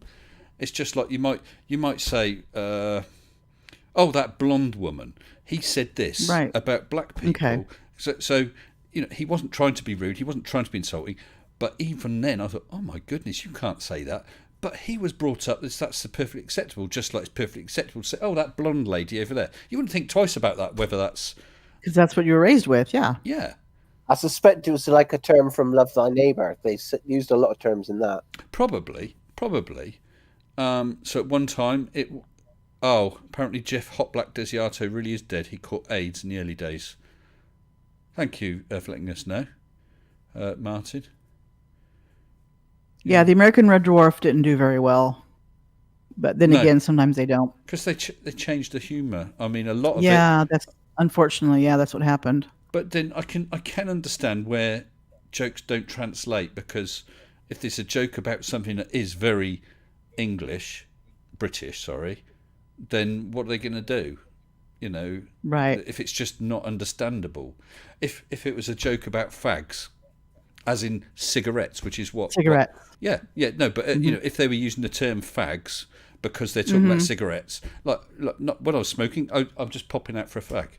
Because that's totally 100% normal to say that. Right. If you transfer that over, I'm not talking about whether anyone would be insulted or not, they probably just wouldn't get the joke. You know, and that's the thing. You're right. It wouldn't translate. Yeah, exactly. certain words make the joke. Yes. And if you can't use those words, you can't do that joke. So that's right. I get what you're saying. Yeah. Yeah. So I do understand that. Yeah. Mighty One hated the UK office. I like silly things like when he put the guy's stapler. He put it in a pot of jelly or set it in jelly. Oh dear. Anyway. Yeah. Anyway, it's 12:17, 3¼ hours. Had a lot of fun. It's been a really good stream. It's been nice. Had fun. Yeah. And D Rich One, was he here? I don't think so. I think he might be related to the great prophet Zarquan. How is he for time? Anyway, listen, guys. Thank you, Brixie, Mom, Terry, for joining us here. What I'll do is I'll chuck you into the live waiting room just in case you want to chat for 5 minutes. Sure. So thank you for joining me. Really enjoyed it. Okay. Yes, thank you. Thank you for having me. Thank you, chat, for being here. Okay, I'll pop you in later, chat. So, another great evening. A rocket launch again in lots and lots of little pieces. That was interesting. What a shame, but it was progress. Covered a lot of stuff. Last shout out, not the last shout out, but a last minute shout out for a 1 minute debunk videos. If you're thinking of doing one, don't think anymore. Just do it. It's not a competition or anything like that. No one's going to get slagged off for the quality of their video. Give it a crack. A 1 minute debunk video on flat Earth or other conspiracy. Basically anything, as long as it's not politics. It can be shot on your phone. It can be as fancy or as simple as you like. You can appear on it. You don't have to appear on it. Whatever you want. 1 minute video. Drop me a line and we'll sort out you getting a video and we'll get it onto a live stream. We're going to do a 1 minute debunk special sometime soon. I've got quite a number. I'm getting close to the number I need to do it. So please, though, I could always fit a few more in because they're only a minute long. And I'll look forward to that. So just drop me a line. And I'll just say you don't have to have a YouTube channel, all right? So tomorrow I've got a video out about Mr. Dubé. After that, I'm not sure. Oh, I've got this incredibly stupid one. So stupid, I don't even, like I said earlier on, Mrs. S looked at it, her jaw dropped, and she just said, "What?" It's stunning. Do we win anything, or is it just for fun? Well, right now, D Rabbits, it's just for fun. But I will have a think on that. It is just for fun. Anyone who does and does it and does have a channel, of course, gets a shout out for their channel and a link back from the description of the stream. And sometime after the 1 minute stream, I'll just compress all the videos together. Just put an intro. Here's all the 1 minute debunks, and it'll be boom, boom, boom, boom, boom. Just showing them all together, and again with links. So you get 2 shots of links to your channels. So as for a prize, there isn't an official prize apart from the adulation of many, many subscribers, viewers, and fans. Okay, thank you very much. Anyway, everyone take care. Thank you to my patrons. Thank you to my members. Thank you to everyone who's joined us in chat, whether super chatting or just chatting. And thank you to everyone who joined us on Discord tonight, who we've had several people come and go during the night. It's been great. Not sure when the next live is. We'll have to see. So let me sure I'm all queued up. Yes, I am. Thank you very much. Take care. Good night and stay sensible.